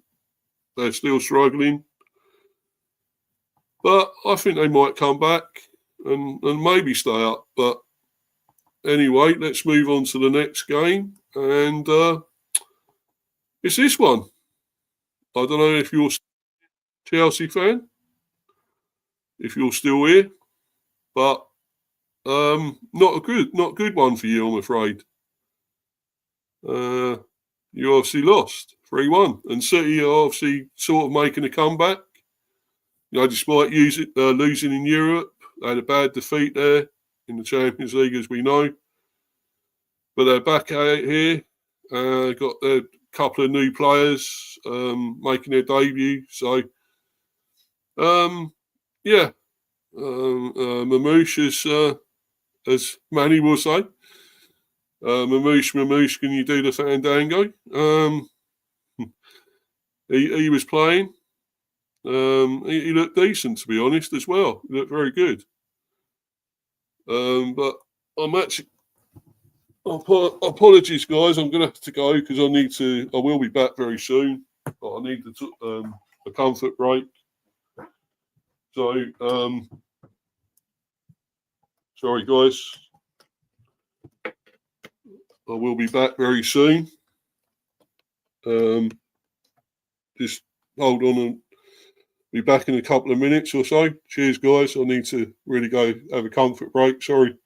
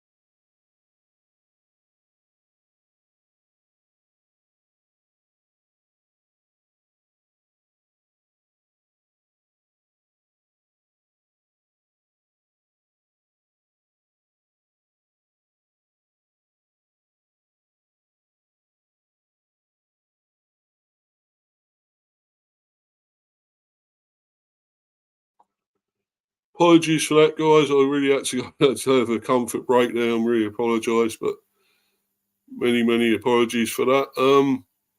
Yeah, Kev's in here. Be up to you, Kev. Be up to you, sir. Great to see you in here again in the live chat. Kev Flavin, evening, mate. I would love to see Ipswich stay up. I think they got promoted to the Premiership too quickly, to be honest. Probably, I'd probably agree with that, mate. I really do agree. I'd like to see them stay up as well, but I think it's just too soon for them, as you say. Just a bit too soon. But yeah, but going back to this one, well, Chelsea were beaten there soundly in the end. Despite taking the lead, of course, through Madueke in the 3rd minute. But City showed their dominance in the end, despite one or two mistakes. Well, obviously, that new defender they got made a mistake.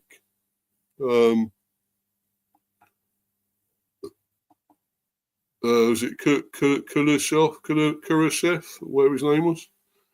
Made a mistake, and they paid for it. But still, you know, they showed what they got. They're still there. They're still there and fighting City. They're still in with a chance.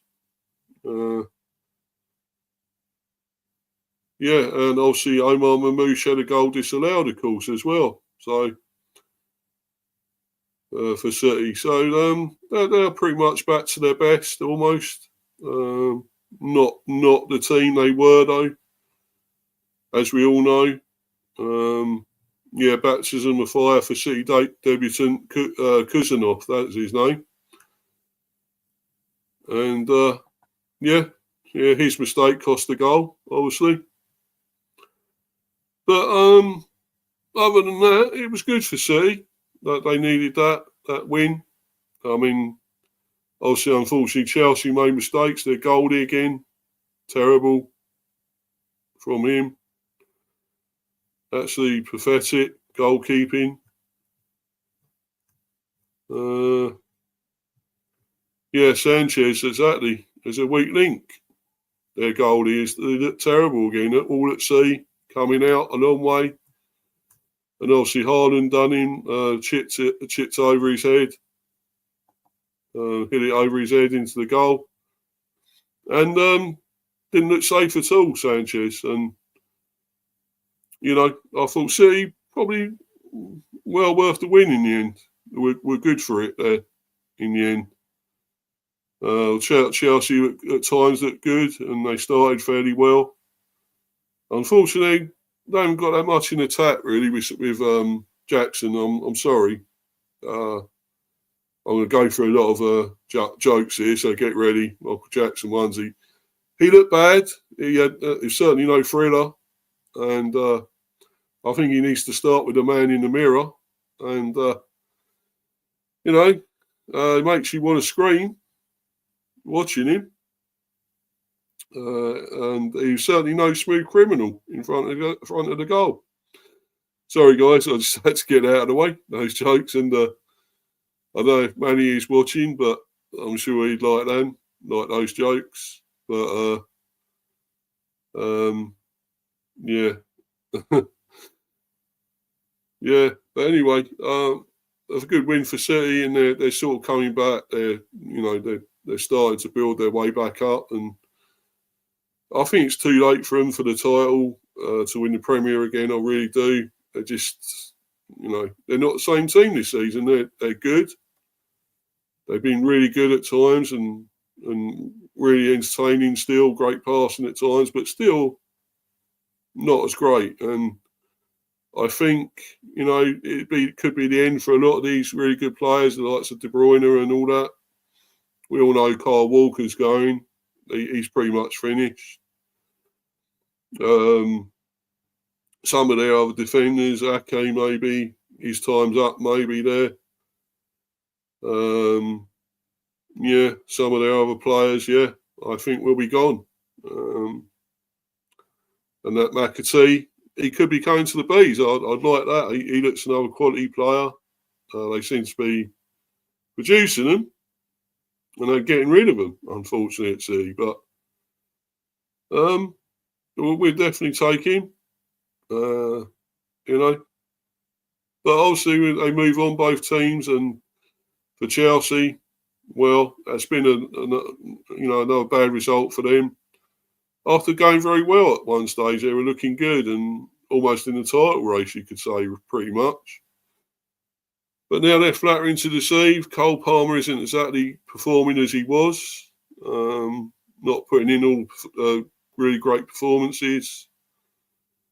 And he's not looking at it at the moment. So, but anyway, we move on. And we go into Sunday's games.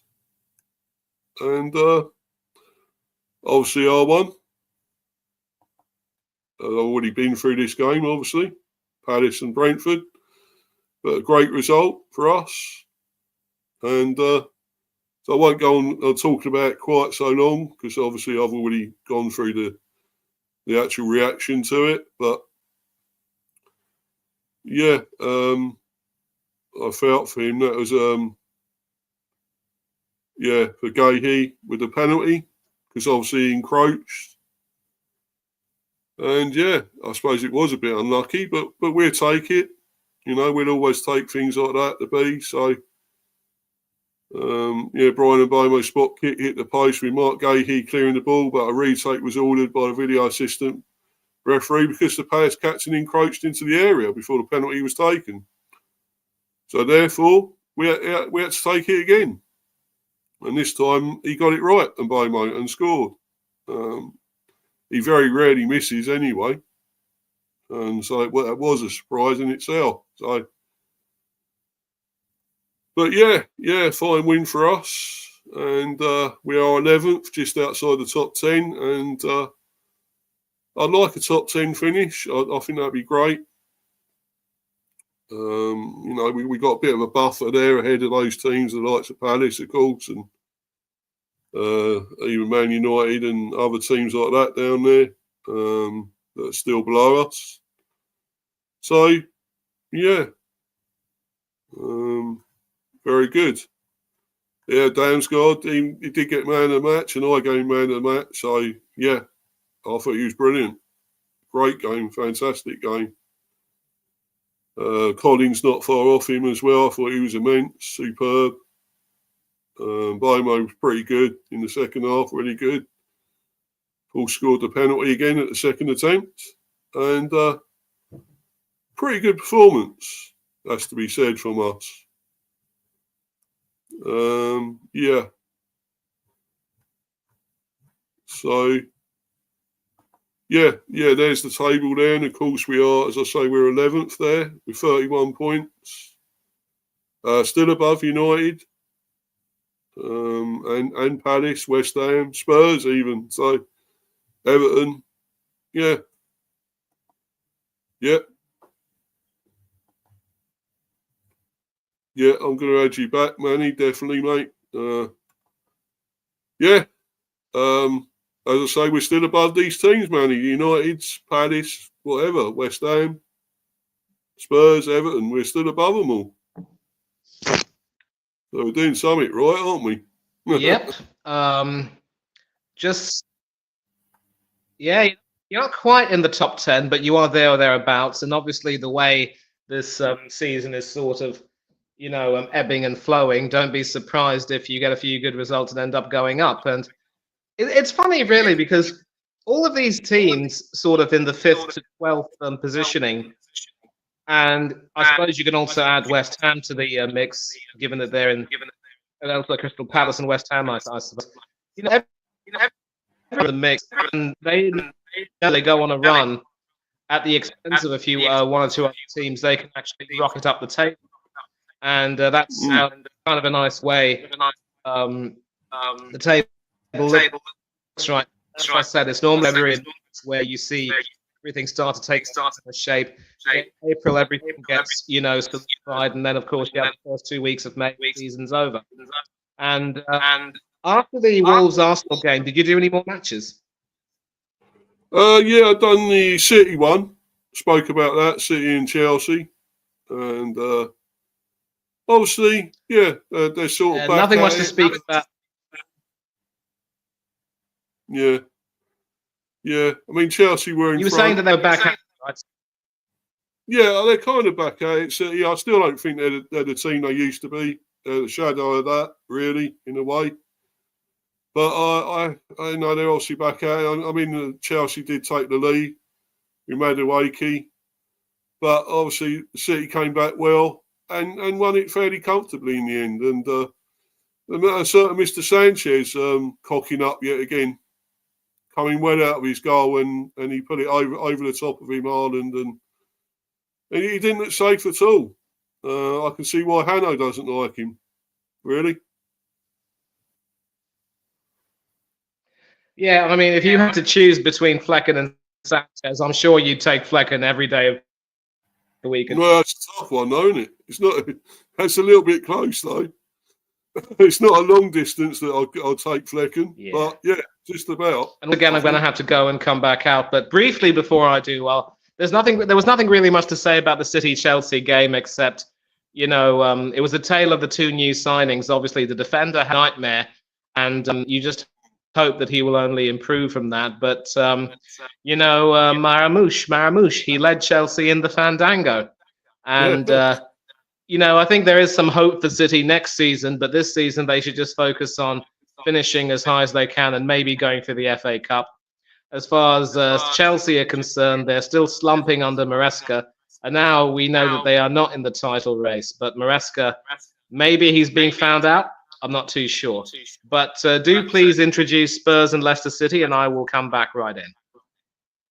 Yeah, sure, mate. No worries. That's cool. Yeah, so Spurs 1, Leicester 2.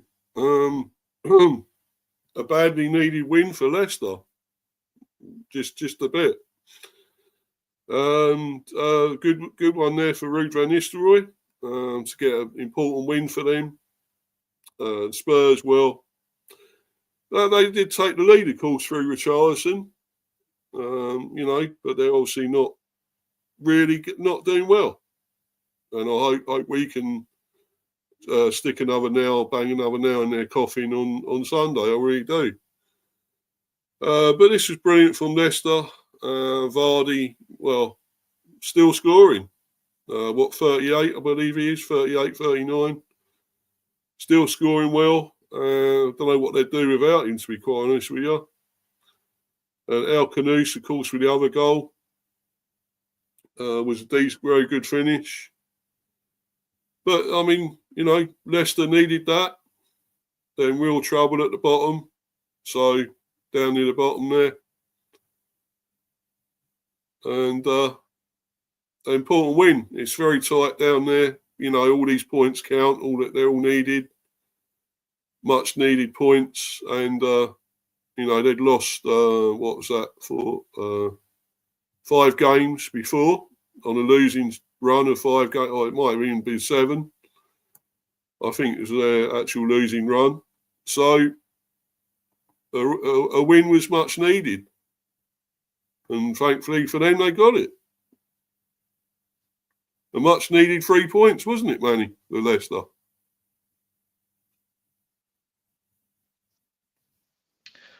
Yep, definitely much needed. And, you know, for Spurs, once again, it was a tale of 2 halves. I think at Hoffenheim, they did well in the first half, but completely, you know, lost it in the second and were lucky to come away with 3-2.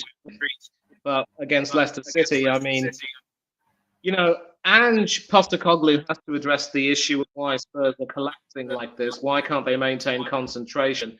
And you also have to ask, are the players really, really playing for him? I like Ange. I think he's a decent coach. And when he gets it right, it looks absolutely amazing. But he's in a situation where he's, you know, down to the bare bones with his squad. I mean, you can't use that as an excuse. But again, as a manager, sometimes you're flexible. And the only reason why I'd give him a little bit more the benefit of the doubt is because he hasn't managed for half as long in the Premiership as Arteta had. And, you know, obviously the real culprit, as Eugene and others will tell you, is Daniel Levy.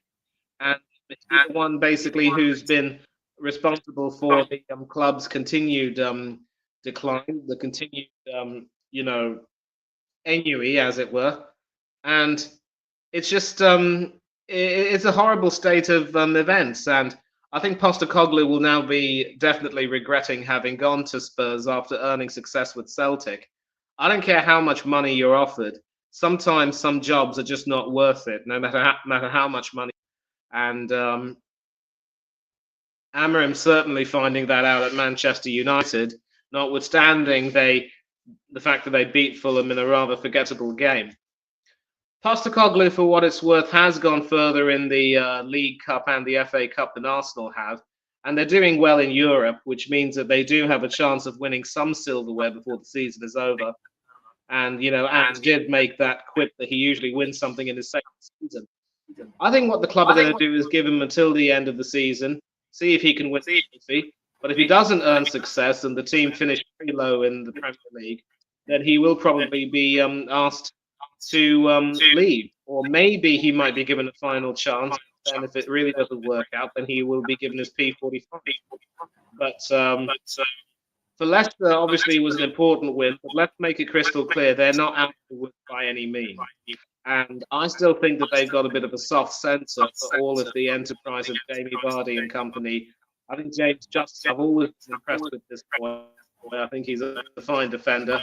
Was in the England squad not so long ago. I wouldn't be surprised if he finds his way back under Tommy Tuchel. But apart from that, there's not really very much you can really hope for. I think Hermansen and Stalacic have proven their worth as goalkeepers. Get Danny Ward out there. You know, he's nothing but a fraud, is Danny Ward. And Boney M might say, mind you. But, you know, Spurs has problems in the league and find a solution.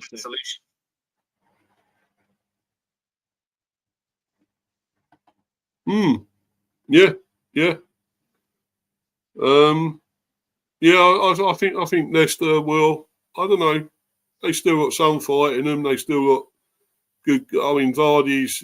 What are they going to do without Vardy, Manny, when he eventually retires? Who will they get to replace him? Do you think, really?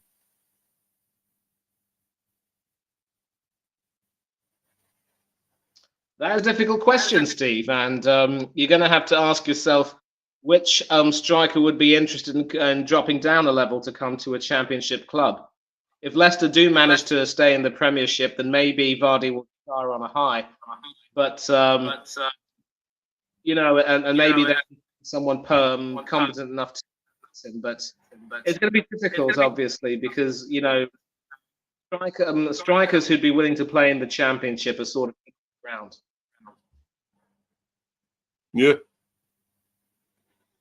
Yeah. I mean, hopefully, I'm sure he'd love to keep him up this season, Vardy, and Ruud will.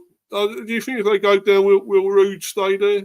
Will he want to manage in the Championship? Do you think, or would he go somewhere else? Do you think they do go down? He'll need to continue serving his apprenticeship. Obviously, when he managed at PSV, he was in familiar territory, knew his way around. I think, obviously, he was the star at PSV before joining Manchester United as a player. So going back to PSV and, starting things off was the natural progression. Now, the only question is, will he turn out like an Arne Slot, or will he be another Erik ten Hag? I think the best thing for him would be to continue serving his apprenticeship. Managing in the Championship is nothing to be, ashamed of. If he can get Leicester back and, do it a lot more pleasingly than Enzo Maresca did, then that would be good for him. But unlike Maresca, if he stays at Leicester when they're in the Championship and gets them promoted again, he's got to stay for that second season. And I think, that's where we can see how much he's learnt.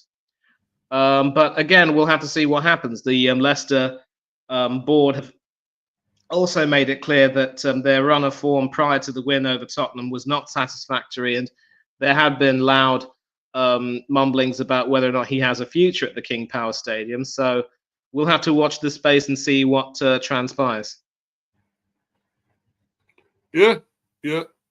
And as for Spurs, that says it pretty much all there, that comment. 24 years, 16 managers, 1 trophy. Time for change. Exactly. The worst Christmas song I've ever heard.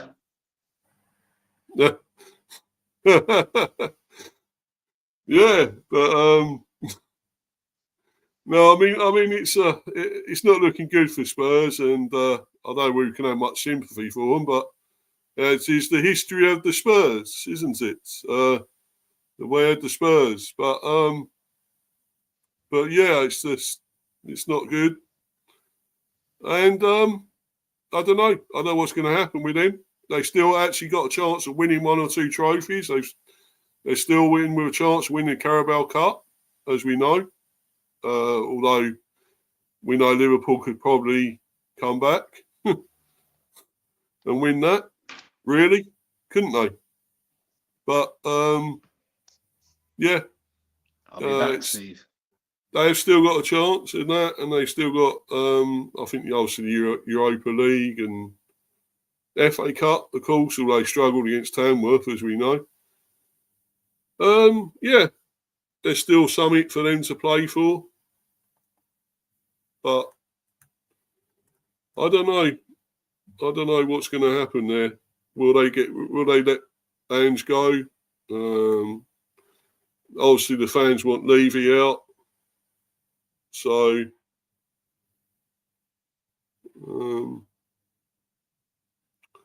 yeah, there's a few comments here about that. Thought with Levy or Angie out. What would you say? What you said, sorry. Pete from Devon says you can say what you want about injuries. That second goal all comes from bad tactics. Playing from the back and gaps between defence and midfield are shocking. Adapt to change. Andrew, the fault lies totally at Levy's door. Constantly hires managers and then doesn't bring in the right players for that manager. Ange is not totally blameless, I agree, but the right backing, with the right backing, he would be great. Levy only cares about the business side, and anything said otherwise is a lie. Toby, Levy needs to invest in the team. No manager can perform with hands tied. Ange is good. So many injuries have not helped, to be fair. Rob from Stourbridge, lifelong Spurs fan here, and watch the club rot slowly under Levy. It's becoming a hard watch now, so I'm bringing traitors with the missus. I'm binging traitors with the missus and the dog instead. Nick, I'm no fan of Levy, but he's not on the pitch. He hasn't sent the team out. Look at the clubs above us changing for Europe. You can't tell me that most of the players in our team today wouldn't walk into Bournemouth, Fulham or Forest. Ange has to go. Caden, I don't think you can blame Daniel Levy. He has invested the money, improved the business side and cares for the club. I think you have to blame the recruitment and the amount of poor signings such as Ritchie and Dembele, who were both £60 million. Ange can only do so much with the players he has. Ben from Farnborough. I'm a Tottenham fan. We are in a relegation battle for sure. But I still believe Ange can turn this around once people return from injury and the squad is reinforced. So many excellent young players coming through. It's not like under Mourinho or Conte. He wants to be here. He actually cares about the club. If he's sacked, the person coming in still has a disastrous injury situation. At some point, Levy needs to stick with a manager. And they got a survey here, another survey, who is to blame for Tottenham's struggles. And I'll bring Manny on and we'll see what he thinks out of that.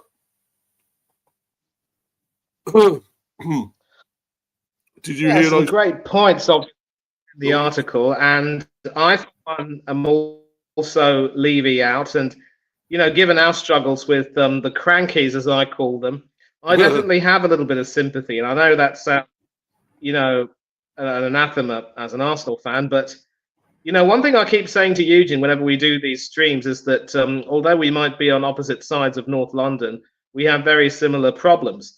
We might have won a trophy more recently than you lot have, but apart from that, we're not doing things very well either. And at some point, we can't continue to accept merely challenging for the league. And the same excuses being made to support Ange are also being made to support Mikel. It's ridiculous the more you listen to it, but that's sort of the way it is. You've got a bunch of people who, adore Arteta so much that they cannot countenance him leaving. And mind you, I've even had a situation where a few Tottenham fans on Eugene's stream were chiding me, saying, shame on you. You should be lucky that you got a manager like Arteta who's done a brilliant job with you lot, making you competitive. Mate, we're the Arsenal. We're supposed to be winning trophies, not talking about being competitive. And they kept on, saying all of these things and not letting me quite have my say. But that's besides the point. I still have nothing but respect for Eugene and will hesitate to go on his streams. But so Levy, can be blamed in some ways. Postecoglou could be blamed in some ways. The recruitment can be blamed in some ways. And, we've suffered a lot of that with Edu. And I think the survey pretty much says it all. Daniel Levy alone has 35% of the blame.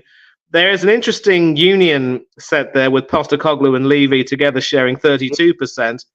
But that's sort not.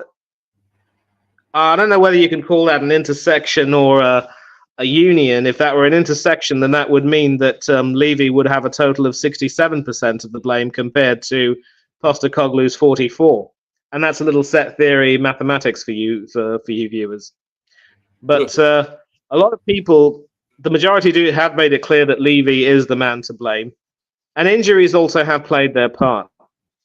I think if Tottenham want to strengthen the squad, they're going to have to act now because January will be over. And the only chances they have to buy players will be on an emergency basis if the situation demands it. But look, there is a lot to like about Ange, the way he approaches the job, the way he conducts himself. And, how he also fights for his players. But after some time, that becomes a little bit stale in many ways. So, Ange's got a lot of work to do. Simple as that. Yeah, for sure. But anyway, we'll move on and go to the next game. We spent enough time on that one. And it's this one, Villa and West Ham, Manny. No really good evening for Emery in the end, I'm afraid. But, yes. West Ham is back. And Harry Potter's working his magic at West Ham, isn't he? Yep. Maybe he went back to Hogwarts and relearned a few lessons and he's come back better. But, again, it's the new manager bounce. I think they're responding to the new manager. They like what he's proposing. I think they never really warmed to Lopetegui. But this match is another example of why Aston Villa will probably fail to qualify for Europe and will have to depend on a very unlikely Champions League win. That would be absolutely bizarre. Maybe they could win the FA Cup themselves. They took the lead, obviously. Jacob Ramsey slotting home quite brilliantly, and Ollie Watkins also looking quite dangerous. But they had a goal disallowed for offside, and it's the same thing as when they played Bournemouth at Villa Park. They took the lead and were looking outstanding. But then they just weren't able to manage the game properly. They conceded an equaliser, and they very nearly conceded a late winner. And you know that I have nothing but absolute adoration for Emi Martinez, but I did tell you that was a pretty poor error, which fortunately for him was not because Thomas Tuchel was offside. And games like these are just perfect proof of how in the Premiership, Villa just don't have the ability to really grind out as much results. They start well, but when things don't go their way, play a hard luck, start to play the victim quite a bit. They claim that they claim that they're fouled when in reality they were second best in terms of 50-50 tackles, and they just can't manage the game. Defensively, they start to wane a bit. And they concede an equaliser, and they can't score a winner. They can't score another goal. To be fair, though, they did lose Tyrone Mings, which meant that Luca Digne had to deputise at centre back while Ian Maatsen came on and played left back. But you could tell that it kind of weakened the shape a little bit. Now, fortunately, Mings was shown to be fine after that injury, walking freely, and he will have a late fitness test to determine if he'll play against Celtic on Wednesday. But again, you've got to talk about the recruitment. You take the trouble to play a quality winger, Daniel Marlin. You have a decent fullback in Andres Garcia from Spain. But why is there no centre back? You've got Pau Torres with a broken foot. You've got Diego Carlos also out. You've got Konsa and Mings, who are effectively your only two real centre backs. Why didn't you look for centre back reinforcements? And that is one thing that Emery will have to answer for. But the thing about Emery, which I like about him, is that again he has made Aston Villa a very resilient unit, and they have actually improved their record at home. We're the only team to have beaten them at home, and we had good fortune in doing so. Beaten Manchester United, and I'm sorry to mention this, Steve, they've beaten you lot and a few other teams. But this was a game that Villa needed to win. As far as West Ham were concerned, they deserved a point and more. They grew into the game. Their substitutes were sharper and hungrier as Villa ended up firing a bit. And even the Villa old boy, Danny Ings, very nearly scored after coming on as a substitute. So a good performance for Potter, and it's a good beginning. And if he can guide West Ham into the top half of the table and leave them in a good state in terms of building on that next season, I think he'll have won me. I think that spell at Chelsea was absolutely disastrous. But credit to him for wanting to come back into management, and it's a case of so far so good. But let's not write the tribute to him just yet. No, No, it's early days for him there at West Ham, so got to give him a bit more time. But he's doing well. He's, they're a lot better off than they were under Sloppy Teggy or Flopper Teggy, whatever you like to call him. They're a lot better off. But yeah, I think they could end fairly well this season now. Whether they get, I doubt. I can't see them making the top 6, 7. I doubt it. But I think they could be around, say, 8th, 9th, maybe something like that. A little bit higher, maybe. But yeah, I don't think they get anything. I think Villa as well. Flattering to deceive a bit at times again. For this great team they are, and under a great manager, as we know, with Emery.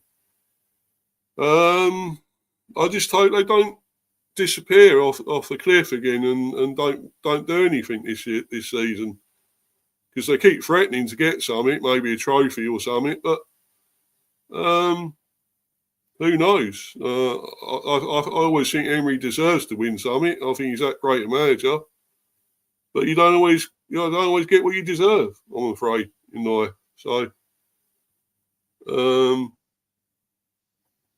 but yeah, and we move on to the final game that took place yesterday. And that was Fulham and Man United. Not much of a game, I don't think, to be honest. But United got the win they needed. Yes. Deflection, which was pretty much the perfect way to sum up a rather forgettable game. And a lot of people were basically saying, let's switch over to watch the Antiques Roadshow. Now, I was never a big fan of it, to be honest, but I could understand. I could understand why they'd want to watch that on a Sunday evening. Seldom has there been a case where you'd have a Premiership game played at what time was it played? 7 o'clock on a Sunday evening. You seldom have that. You seldom, if ever, have that. And I think both teams, I mean, United more than Fulham probably played as though they were, just not really interested. And Fulham obviously tried as hard as they could. But again, as with Brighton losing to Everton, this Fulham loss is another one of those games which they'll end up, where they'll end up stumbling because maybe, a little bit of complacency at the worst possible time. And, Fulham are going to have to learn to start winning these types of games because they're very good at giving big teams bloody noses, as I can testify to, mind you. And especially with the ex-Gunners in their lineup, you just know that they are pumped up to play against us. And certainly Arsenal versus Fulham at the Emirates will be a real mouth-watering clash. Leno, Iwobi, Smith Rowe. Obviously, Nelson won't play because he's ineligible. But there was a lot of criticism of Rasmus Højlund's performance. He's also probably starting to understand that the Premiership is difficult and he's going to have to get to grips with that. But, you see Amorim smiling. He's been in the news recently for making some rather stupid statements saying that, he'd rather play his goalkeeping coach ahead of Marcus Rashford. Now, I go back and forth in terms of, criticizing players in public. You can criticize players in a respectful way and in a disrespectful way. Earlier on this season, Ange Postecoglou did the same thing to Timo Werner, saying that performance was not acceptable in that Europa League tie, and he took him off at half-time. And since then, I think Werner has tried his best to improve on that. I think he's also been injured recently. You've got to make sure that you, as a coach, you've got to try to tell your player that I'm not really happy with the way you've been doing things, but I still think you can be an important part of my squad if you really want to put your mind into it. Maybe Rashford, for his part, feels as though he's been abused and publicly thrown under the bus by Amorim, the way Jadon Sancho felt about Erik ten Hag. And I think he's probably switched off mentally. But if he doesn't get his move, then Rashford will have no choice but to start knuckling down, and maybe he'll get a few games in the run-in. He'll have to keep proving Amorim wrong. What Amorim said over there was kind of horrible. And it reminds me, there is an article, mind you, Mr. B, about which talks about what happens when managers insult their players in public. And Harry Redknapp was one who did that very often. And, you know, there was an example where it came back to bite him on the backside. He had Cesar Sanchez, the ex-Real Madrid and Spain goalkeeper, as his number 2 behind Aurelio Gomez. And actually, I think he was Sanchez was brought to the club by his predecessor, Juan de Ramos, who ironically went on to manage Real Madrid for a season, half a season actually, and then he got sacked. And Redknapp made it crystal clear that he didn't rate Cesar Sanchez very highly, despite his qualifications and his credentials. At one time saying, you know, if I had any confidence in Cesar Sanchez, that Spanish goalkeeper, I would have played him. Then he allowed him to go to Valencia.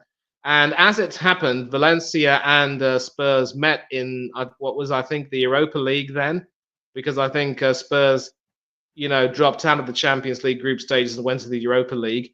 And Sanchez went on to play for Valencia against Spurs and had the last laugh as Valencia beat Spurs.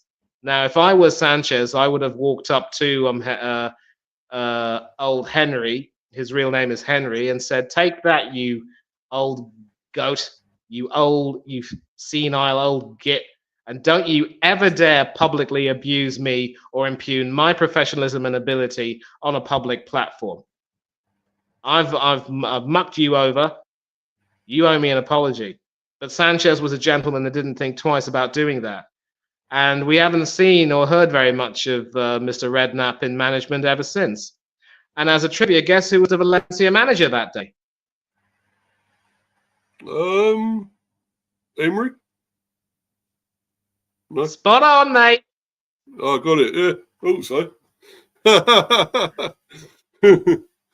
Well, it had to be, didn't it? Let's be honest, it had to be him. So, well. But anyway, I thought, as you say, it was a forgettable game, this one. I didn't think much of it at all. United nicked the points, 3 points. They needed it, let's be honest. I think Fulham were a little bit disappointing. I think they're a much better team than this. I really do.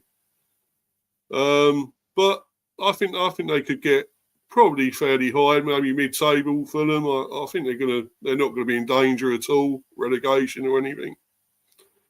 What do you think of Man United? Could they finish? Do you think they're going to finish below? Below mid-table, even? Will they get into the top 10 or not? Are they going to have a really low, say like Arsenal did that time? You remember when they were, what were they, 15th or something? Were they? Something like that. They were 15th and went on to finish 8th. And, that was a season from hell. We didn't even qualify for Europe. And I wanted Arteta gone after that season, but he ended up staying, and the rest is history. I think United should finish in the top half of the table if they get their act together, but if they don't, then, they don't deserve any higher than that. And again, there's going to be a huge fire sale, a huge cull of players. I think Casemiro and, Christian Eriksen have seen better days, and they will be allowed to move on to pastures new. Casemiro might go back to Brazil. Maybe Eriksen might go back to Denmark to end his magnificent career. Rashford obviously will be going. I don't know if Onana will be staying very long at Manchester United if he continues to make any blunders. Tom Heaton, the third goalkeeper, might also retire. Victor Lindelof. There are so many players who are ripe to be rid of. Johnny Evans, another one of them. He's literally going to have to rip everything apart and start all over again. And the thing is, though, I don't want anyone to start comparing the Rashford-Amorim issue to the Arteta Aubameyang issue, because what happened with Aubameyang was really, a case of dreadful mismanagement from Arteta, in my opinion. Amorim, if you recall, started Rashford as a centre-forward against Ipswich in his first game, and it was Rashford actually who scored. So what could possibly have happened to see the working relationship deteriorate so much? I will never know. But maybe there's something going on in Rashford's life. You just don't know what's going on. But United are not exactly in a happy position, and if they don't get their act together, they will finish in the bottom half of the table, and I think they will deserve it. And for what it's worth, it will give Amarim full license to literally perform surgery on that squad and say goodbye to players who just don't, who just aren't a part of his plans anymore. The only problem is, who can he put in? Is Manchester United that much of an attractive draw anymore? Yeah. When their stadium ain't that great anymore, let's put it that way. So it's falling apart, and it's got mice feces on the ground. So yeah, it's not looking good there, is it? To be honest. But anyway, we'll move on and just go quickly through these ones before we bounce, Manny, because obviously it's gone over 2 hours, this stream now. So a quick look through all these ones coming up, fixtures. What do you think? Can you see Bournemouth getting something against Liverpool? They're going so well. Can they beat Liverpool? Can they stop them at home? Obviously, Bournemouth. Good question. Good question. Probably not. I think Liverpool are going to want to look at this as another game they need to win to solidify their hold on top spot. And of course, let's not forget they've got a healthy lead over Arsenal once again. And if they beat Liverpool, win that game in hand, they're 9 points ahead of us. I think this could be a tight game, but Liverpool should come out on top. But their defense is going to have a tough time dealing with Bournemouth's attack. Let me tell you that. Van Dijk and company are going to have to be a game. And I do think that Andrew Robertson could very well be a liability, especially with the likes of Claude and Tavernier running the show, Atara as well. So Slot might be best advised to start the Greek fella Tsimikas in his stead. But Liverpool should win this 1-2, I think. And I see there's an early kickoff between Forest and Brighton. Forest should probably win that 2-1, but I wouldn't be surprised if Brighton put up a big fight. Yeah. I'm actually going to go for a Desmond with that one. With the Bournemouth Liverpool, as you say, I think Liverpool should still win, although I think Bournemouth have been incredible. If they could get a win against Liverpool, that would be amazing as well. But I'm not sure that'll happen. I'm going to go 2-1 like you have there. I think 2-1 Liverpool. What about Everton Leicester? Leicester got a good away win, but Everton don't concede many. They got Moyes back there, going fairly well. I'm going to go 2-0 Everton. This one. What about you, Manny? 2-1 Everton, but I don't think this is worthy of discussion. I think Everton are improving under Moyes. Leicester are still poor in many areas. Everton should win this one, no doubt about it. And the battle of the bottom teams, really, the sort of second and bottom, I suppose, Ipswich and Southampton, or Ipswich are third from bottom, are they, or whatever? But they're both right down there. You would think possibly an Ipswich win here in Southampton. 2-1. 2-1. I think Ipswich will find a way to win, but it won't be pretty. And this Southampton team are just so hapless, it's scary. Yeah. I'm actually going to go a few goals here. I'm going to go 3-2 Ipswich here. I think there could be a few goals. Newcastle Fulham. Well, Newcastle back with a win and going well with Isak again. Can you see any way Fulham could do something or not there, Manny?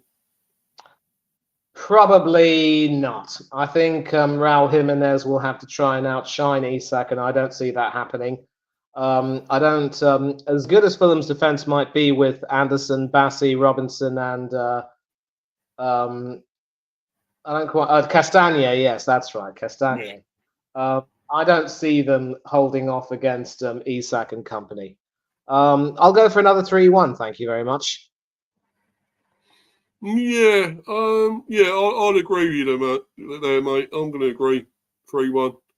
And how about the Midlands derby, isn't it? Really, Wolves and Villa. Surely Villa to win. Wolves are struggling still. If Aston Villa fail to win this match, they can kiss their hopes of qualifying for Europe via the league goodbye. This is a game they need to win, and they need to make sure they win and hope Liverpool will beat Bournemouth to make sure they go level with the Cherries and stay in the hunt for European spots. No excuses for this time. And again, this probably will end up being a very ugly win. I'll go for a 2-1. That means still no clean sheet for my favorite goalkeeper, but also he's going through a bit of a bad patch of form, but he always finds a way to come out of it. You have to give him credit for that. And we'll see how the defense holds up this time. If Mings breaks down, then that's it. That could very well be their season completely deteriorated. They don't have another central defender.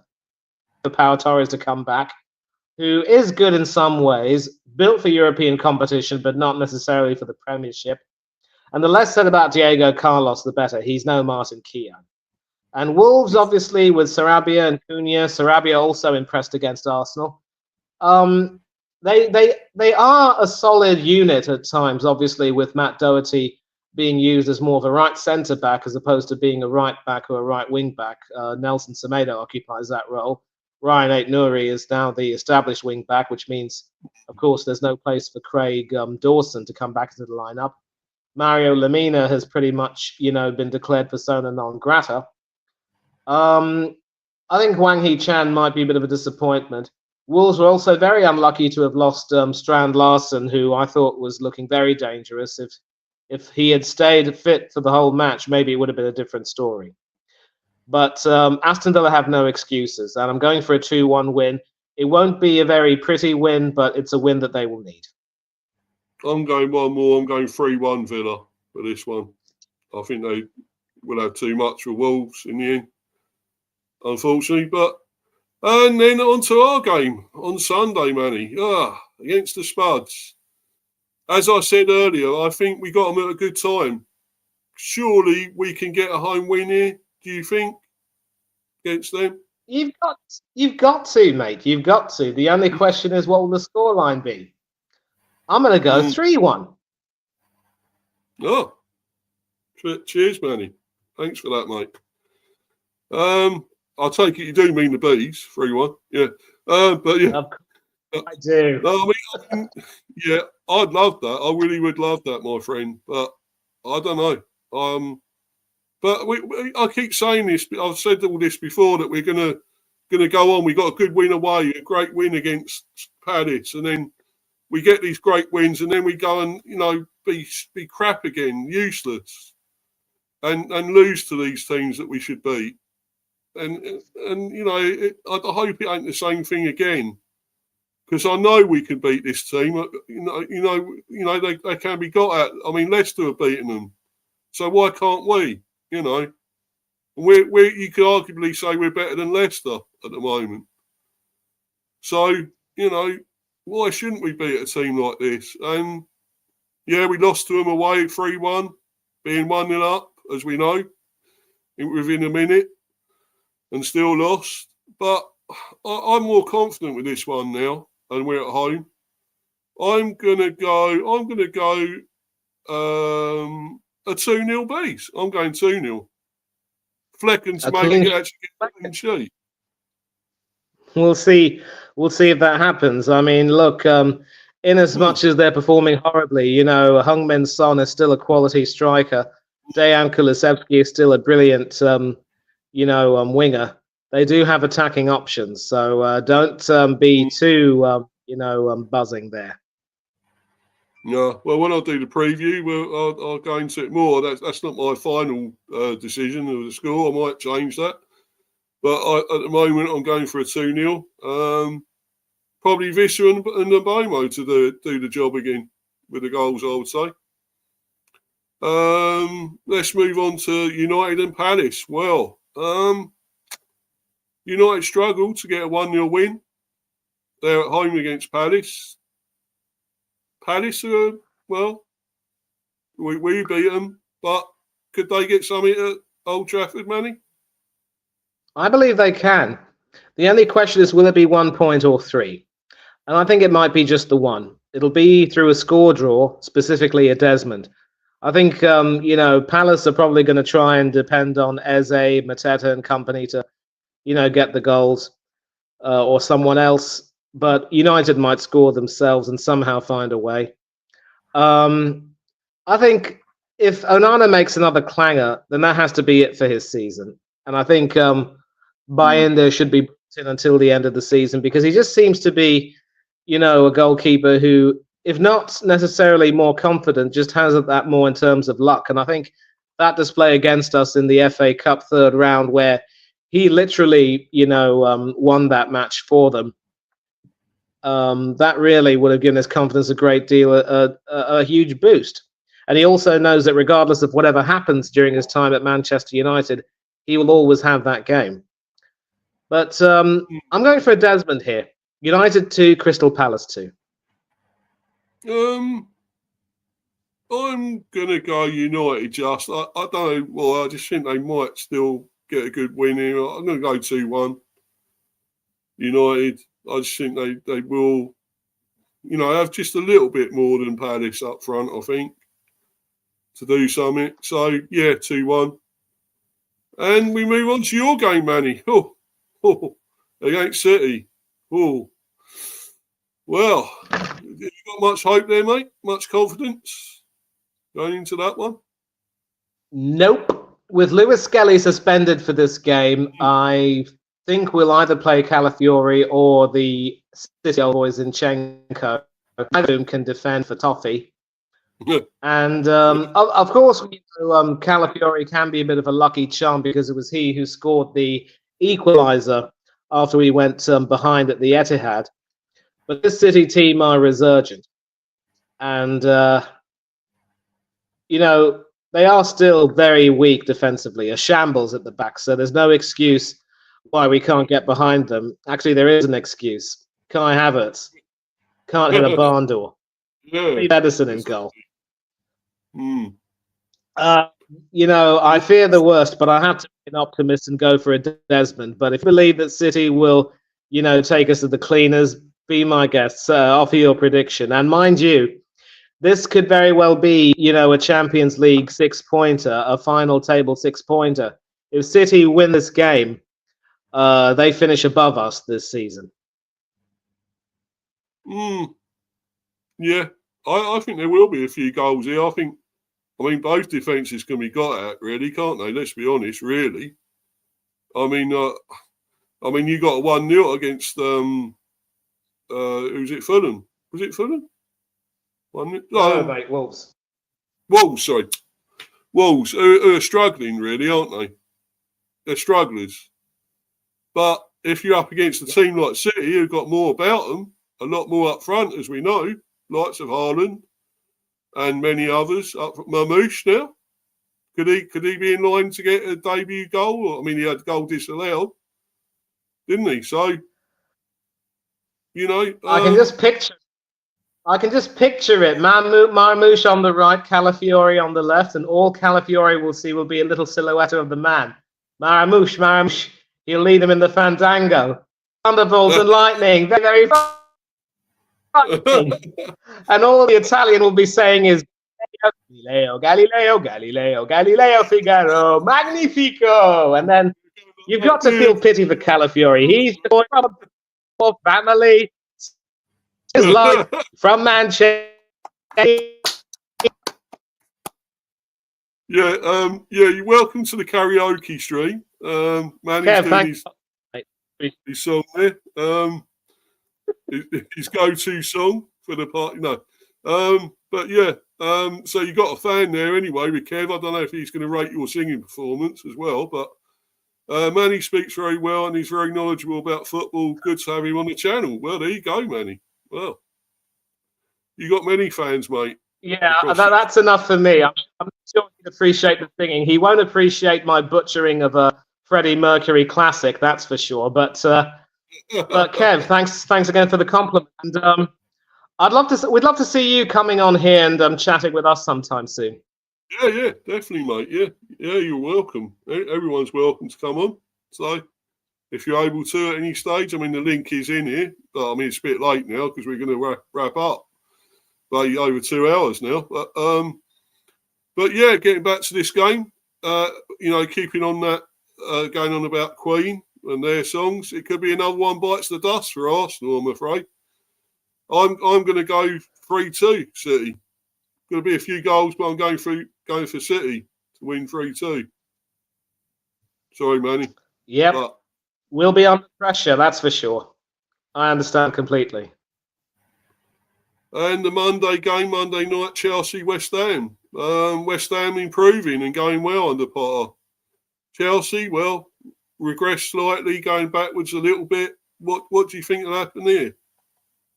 Oh, Graham Potter going back to Stamford Bridge. Yeah, Wouldn't he just love to put one over on them? Especially with, Todd Bowley watching. I think, that would really make him sick to his stomach. As well as they performed against Aston Villa, I can't see them repeating the trick against Chelsea. I think Chelsea will be, somehow determined to come back. Having said that, if Maresca plays Sanchez in goal, West Ham will always have a chance. And in addition to Potter, I believe Emerson Palmieri, who scored the equaliser against Villa, will be coming back to Stamford Bridge, so he'll be determined to put in a performance. Mavropanos, I think, will still be suspended for the game. I don't know if he will be or will he be coming back. I'm not too sure. But I just think this has a tight Chelsea win written all over it. I think Chelsea are going to want to, recover from the setback against Manchester City, and West Ham are still going to try hard and still going to, really fight. But they're still very much a work in progress. So, having said all of that, though, this Chelsea team have shown that they have a bit of a soft underbelly. So I'll tell you what, I'm going to ditch my earlier thought and go for a Desmond here. If West Ham can blow, that would make Graham Potter very, very happy indeed. Desmond, 2-2. Oh, you know what? I'm going for a shock here. I'm going 2-1 West Ham. Be right back, Steve. Okay, mate. And Liverpool should beat Everton in their game in hand. 2-1. Yeah. I'm going 2-1 West Ham, and the Merseyside derby. I'm gonna say 3-1 Liverpool. 3-1 Liverpool. Very convincing win. Even though it's Moyes and doing okay with Everton, I think Liverpool should still have too much for them, too much up front, too much about them, and 3-1 for me to Liverpool. And when Manny comes back, getting to share out his socials, and then we're going to bounce because obviously it's 2 hours 34 now. Gone on well too long today. It's been a great stream. It's been amazing. Imagine if I'd started earlier than this. Well, it would have been done by now, possibly. But I ended up starting nearly 5 o'clock, really, this stream.